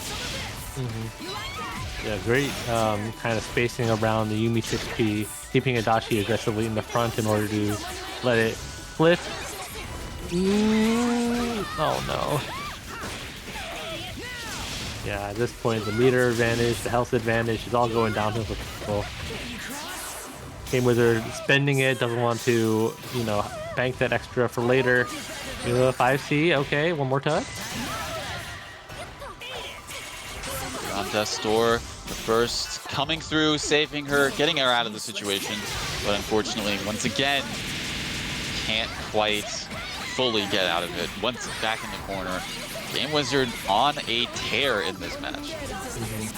Yeah, I think, definitely did not press any buttons, able to cancel into super easily.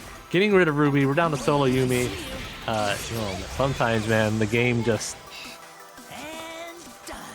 You make a few bad decisions and your life just keeps on spiraling out of control. Game Wizard structuring their offense immaculately there. Not letting any burst get away unpunished. Even when they were constructing complex cross-combo setups.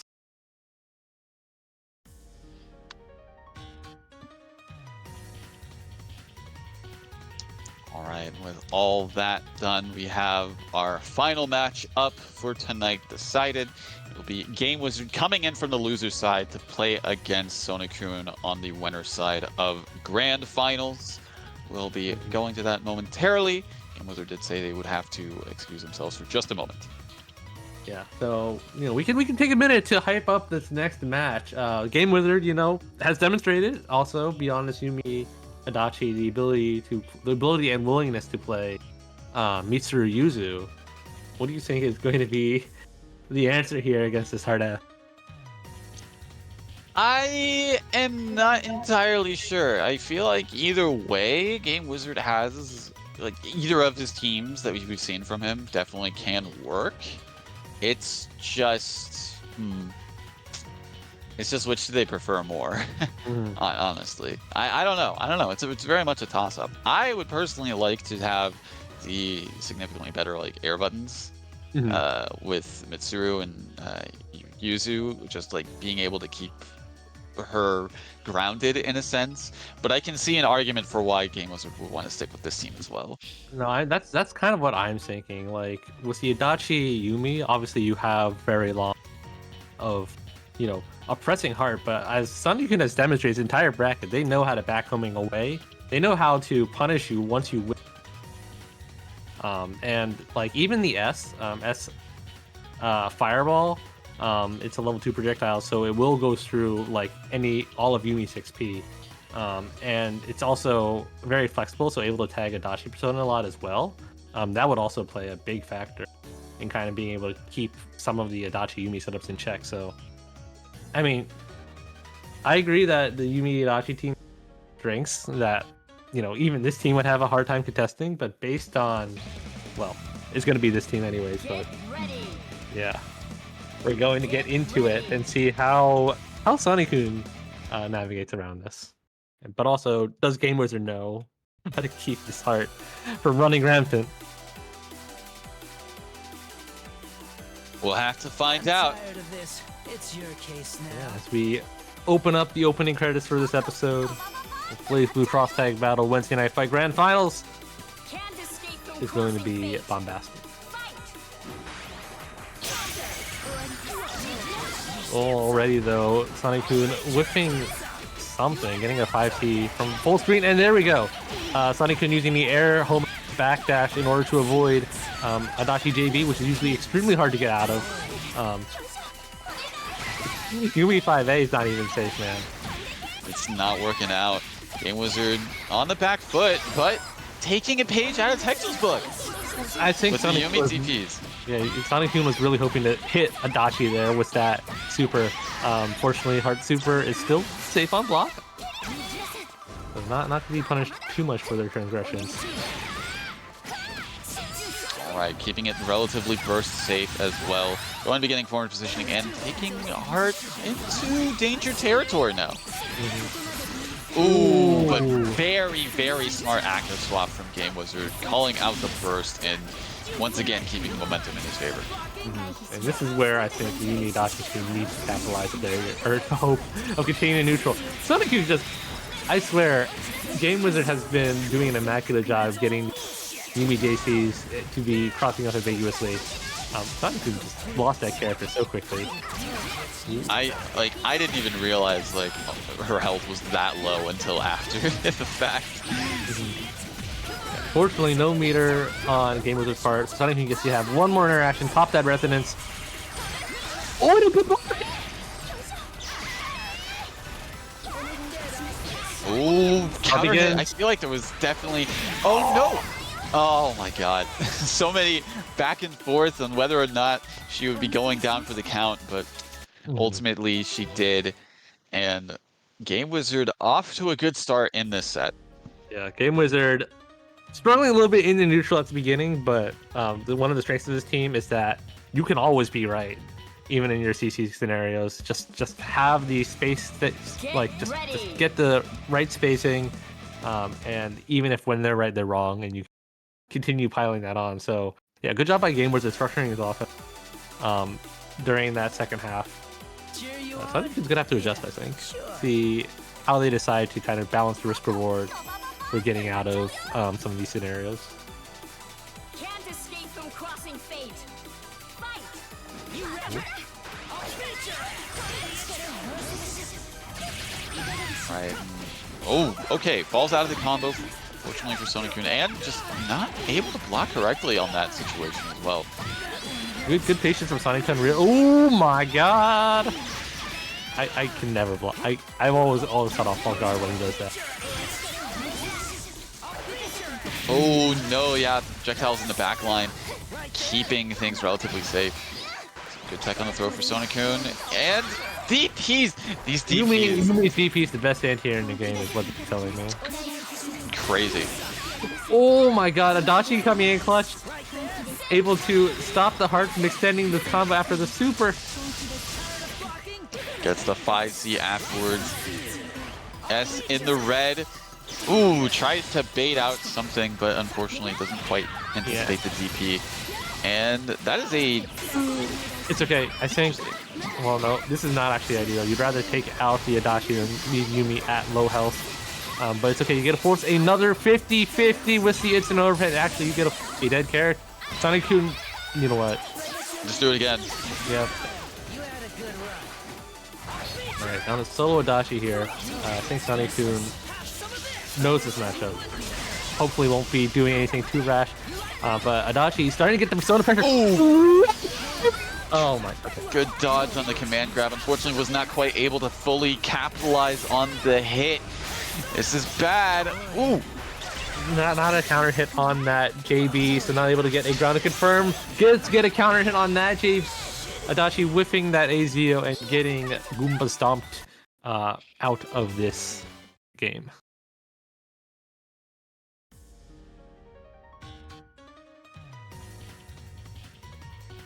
All right, so that game I think going much more in Sunny-kun's favor. Sunny-kun recognizing kind of scenarios where there wasn't a threat of huge damage, and not opting to use their burst kind of recklessly. So that worked out very well in their favor. But you'll see game we can adjust back, try to structure in a way that kind of keeps Sunny-kun guessing. Can't escape from crossing fate. Fight. That 2B 4B round start is just so interesting. I've seen it work in some cases, but I've also seen it completely backfire. It is a toss-up sometimes. But what definitely isn't a toss-up was that BZO setup into an unblockable, air unblockable BP. And the hard punch is a fast super, man. Your safe jumps might not be so safe. Hard able to burst out and oh no. Oh no. Oh, and does not win the priority battle. That's a good grip as well. What was a healthy life lead now looking a health deficit, and that burst, man, you're not plus enough. You can't challenge my Yumi fight.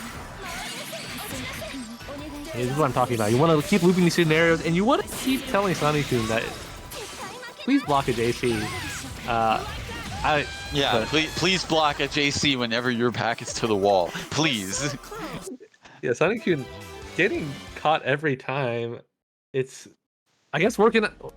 I mean, I'm gonna be honest. I'm not quite sure which direction to block. Whenever this happens to me, I just kind of like wiggle on the bottom, and then hopefully get a jump in there. But Sunny-kun's been getting hit in the same way in each of these sets. Looking like maybe the Kryptonite and Yo Game Wizard's key to trying to reset the grand finals. Yeah, sure. We'll have to see. Still too early to tell. I mean, Sunny-kun did fire back very well in game 2, so let's see if things will take a similar turn or if Game Wizard's going to potentially reset. But does get the counter hit, JV there, able to get the ground combo, keep this combo going, getting 8K on both characters.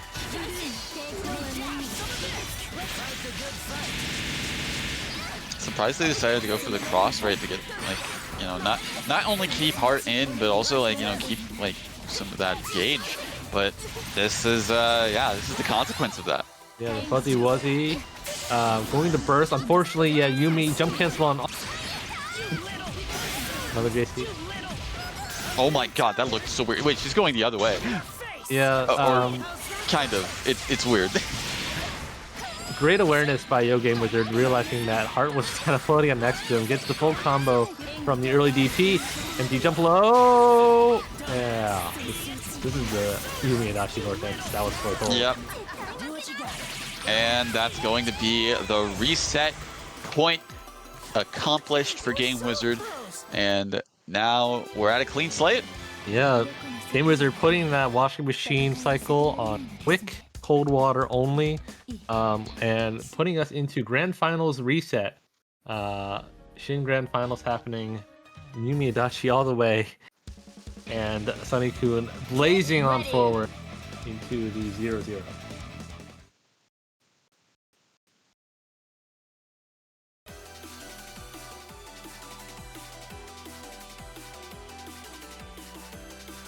I'm tired of this. It's your case now. Right, gotta let the intros reset, rock for a new set. I mean, Sunny got a good start of that game, just having no burst, lost S, like, without being able to really do anything. See if you can readjust here. Well, I'm surprised nothing proc. Well, That was so weird.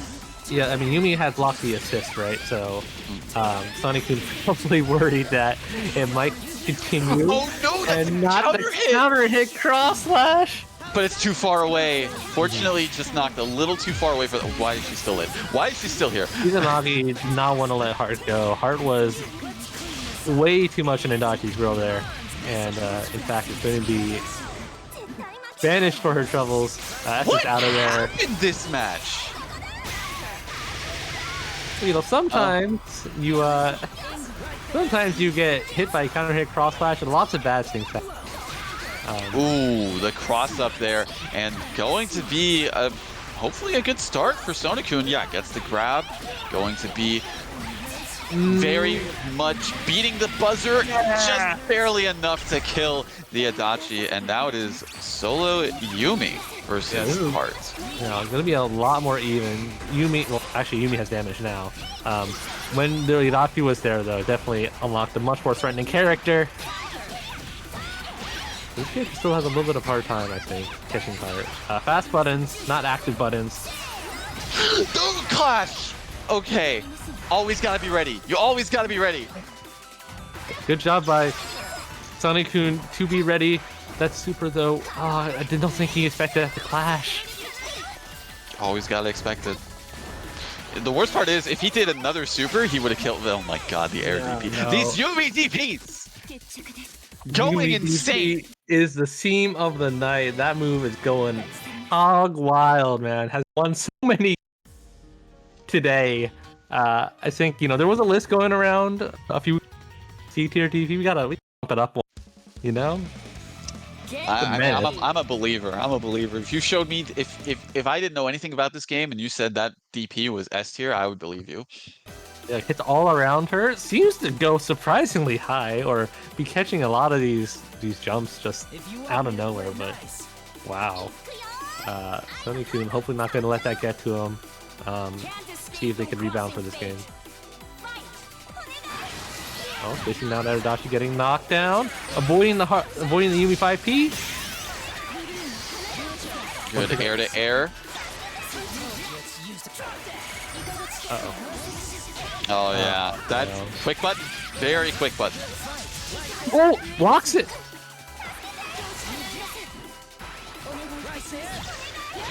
Oh wow, what a falling button to nullify. What a DP! I was in training mode, right? I was like, dude, I've been getting hanged by this EX knee after a jump cancel. Like, is there a gap? There is. It's so hard to hit. So Game Wizard, props to him for being able to get it every time. Great block Good on the cross up. Oh again, just able to sniff out the gaps in the pressure. And oh, Adachi didn't get hit. he didn't care. He didn't care at all. Just kicked her in the face. My God.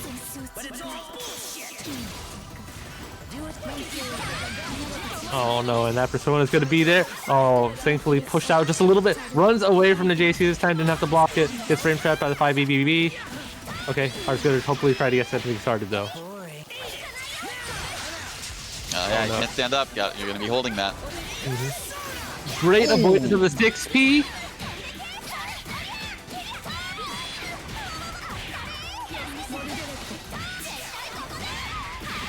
Right, Sonokun firing back, but for how long? Someone's gonna have to pull out all the homing tricks, man.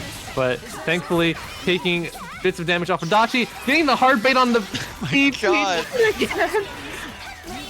Just do it twice, man. All right, this is a situation we saw before, but didn't really come to much fruition for Game Wizard, and sure enough, Dude, that heart piloting was crazy during that last quarter. Just time and time again, maneuvering her through like the narrowest of situations to keep the Yumi from being able to get out, and just powering through, taking that game. tied up 1-1. Similar situation to what we saw in the previous set, but will it play out the same way? Sonokun has to be careful of getting caught in the vortex from this team, and it's looking like we're starting to see something similar happen. Yeah, the question I think now is, does Sony-kun know place to burst? Will he block the JC? We blocked one. That's already a lot better than last time.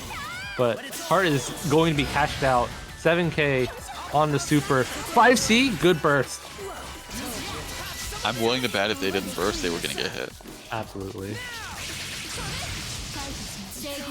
Okay, okay.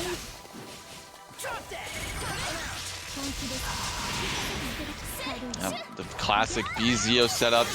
Oh, but gets the happy birthday. Oh, unfortunately for Sonic-kun, Adachi falling out a little bit early of that. But still, not bad, not bad. And gets the command grab.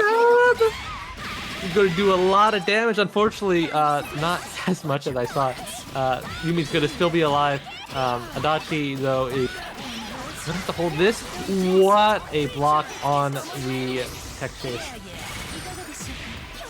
Oh no, wasn't quite able to fully finish out that combo. Probably, I don't think necessarily could have killed the Heart, but could have put her in a much more dire situation. Sonic-kun choosing to hold this mix instead of bursting out when it was available. I don't know if they will regret that as we start looping the situation. Yeah. Okay, it's safe? No. I was anticipating that active swap, yeah. And that's going to be it for this round. Game Wizard on tournament point now. It's, I don't know, Podge. It's looking to be very similar to how things went last time. I mean, yeah, Chief. Sonic-kun, I mean, just looking at the game, Sonic-kun has to work so hard to make, like, the Heart be able to kind of get through this immaculate minefield that Game Wizard is putting in.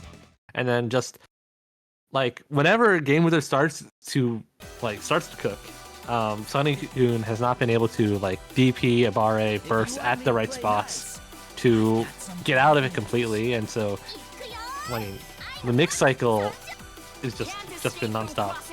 It really is. It's really all coming down to what happens at round start. And is that, ooh, interesting decision to do that in response to this.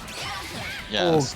Great use by Sonic-kun too. What is going, dude? The movement on this Heart is still insane. Going to spend the bar to get the homing cancel, get a little bit more damage, get the partner bar back.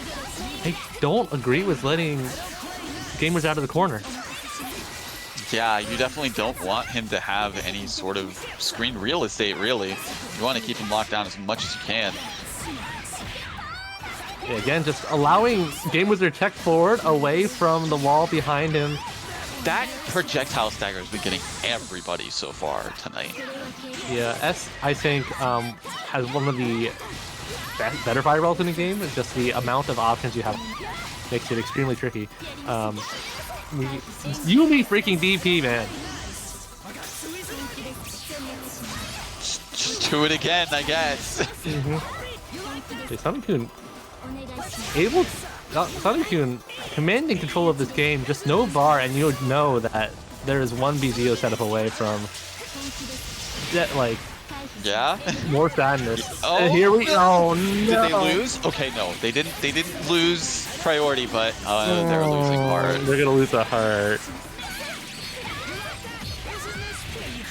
Just a little bit of, yeah. Unfortunately, I don't know if a defibrillator is going to get her back up and running, man. You gotta do what you can in this situation, but this is a good start.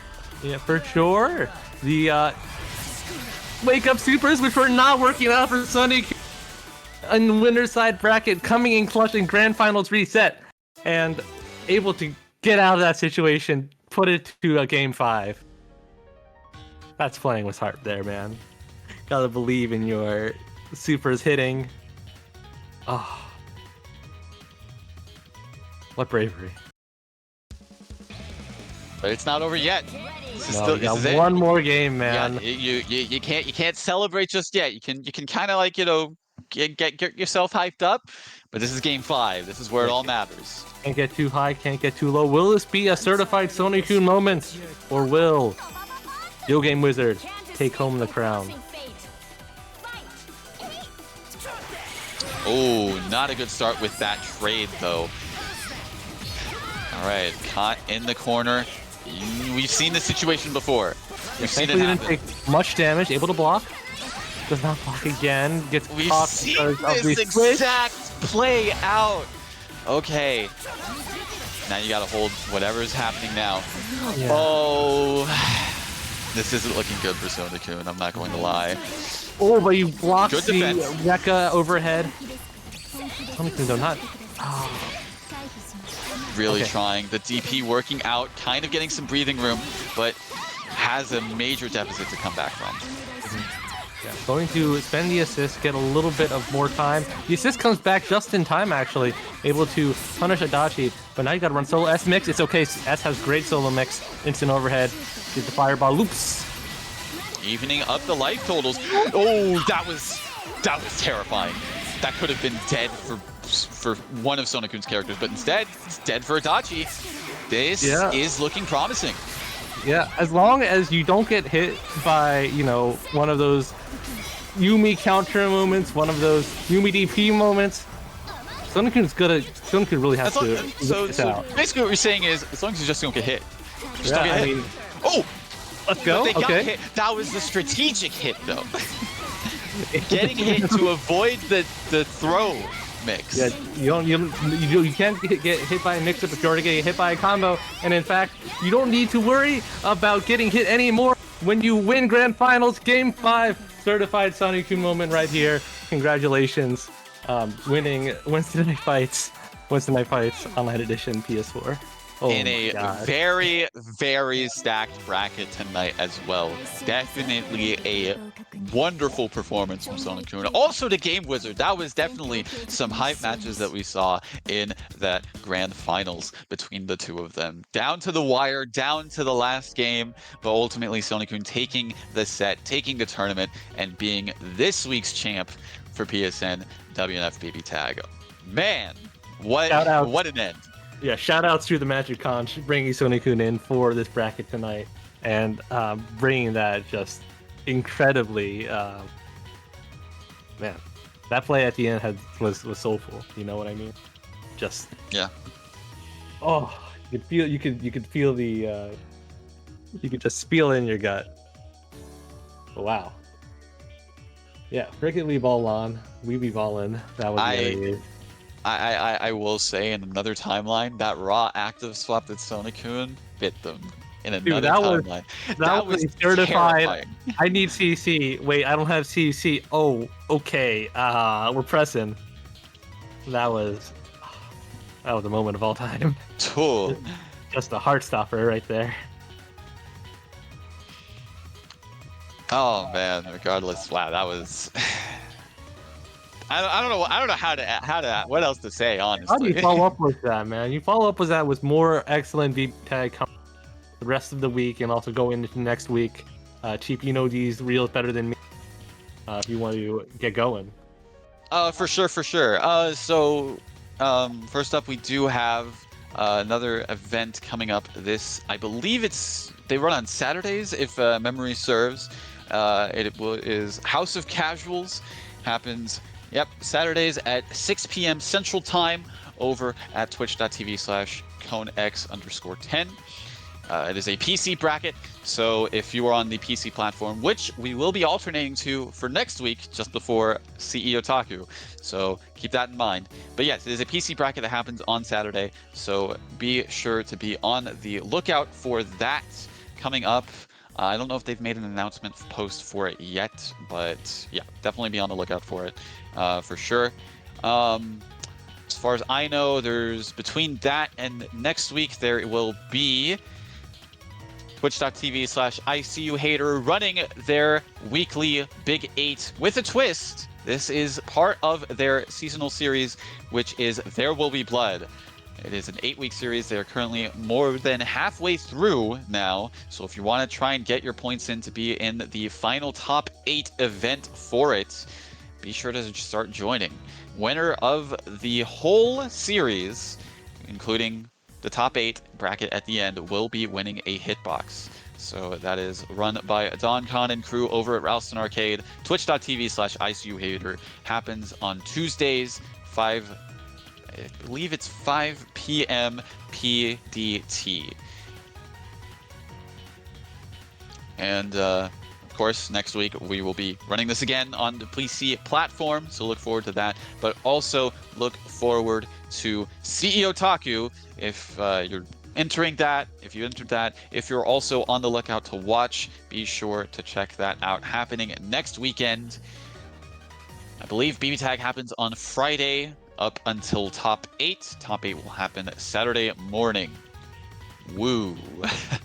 Saturday morning top 8. That's going to be interesting to see. Yeah, if you're in West Coast, might be a bit hard getting for that. Just watch the VODs later. There'll be moments made.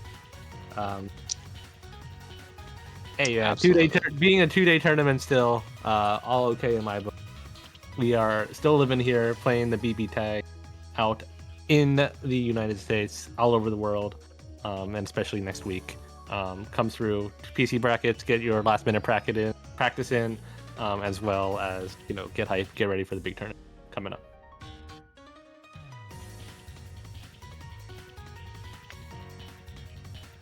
But yeah, no, that'll be it for this event. I'll go ahead and again to round out things. In third place, have Tectal East Side. Second place, Game Wizard, and first place, this week's champ, Sonokun. Wonderful games as always. Pods, do you have any closing statements tonight?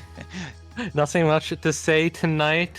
Shout outs to all of our participants. A lot of relatively rare faces, but always thankful for everyone coming out to support the scene and play and practice your best matches. Here every week on the Wednesday. Of course, and it's always a pleasure to be on the mic with you. Always a pleasure to hear your voice, your input, and analysis in a lot of these matches that we have for these weeklies. And oh man, just again, what a bracket we had this week. I'm hoping that next week is equally as exciting. That was hype, yo. Yeah, but yeah, of course. To round out everything on my end, again, thank you very much, Podge, for joining me on the mic tonight. Thank you very much to E30, of course, for streaming, being our regular streamer here week in and week out for WNF BBTAG. Always grateful to have him do this for us and be a part of the team, and it would not be the same production without him as well.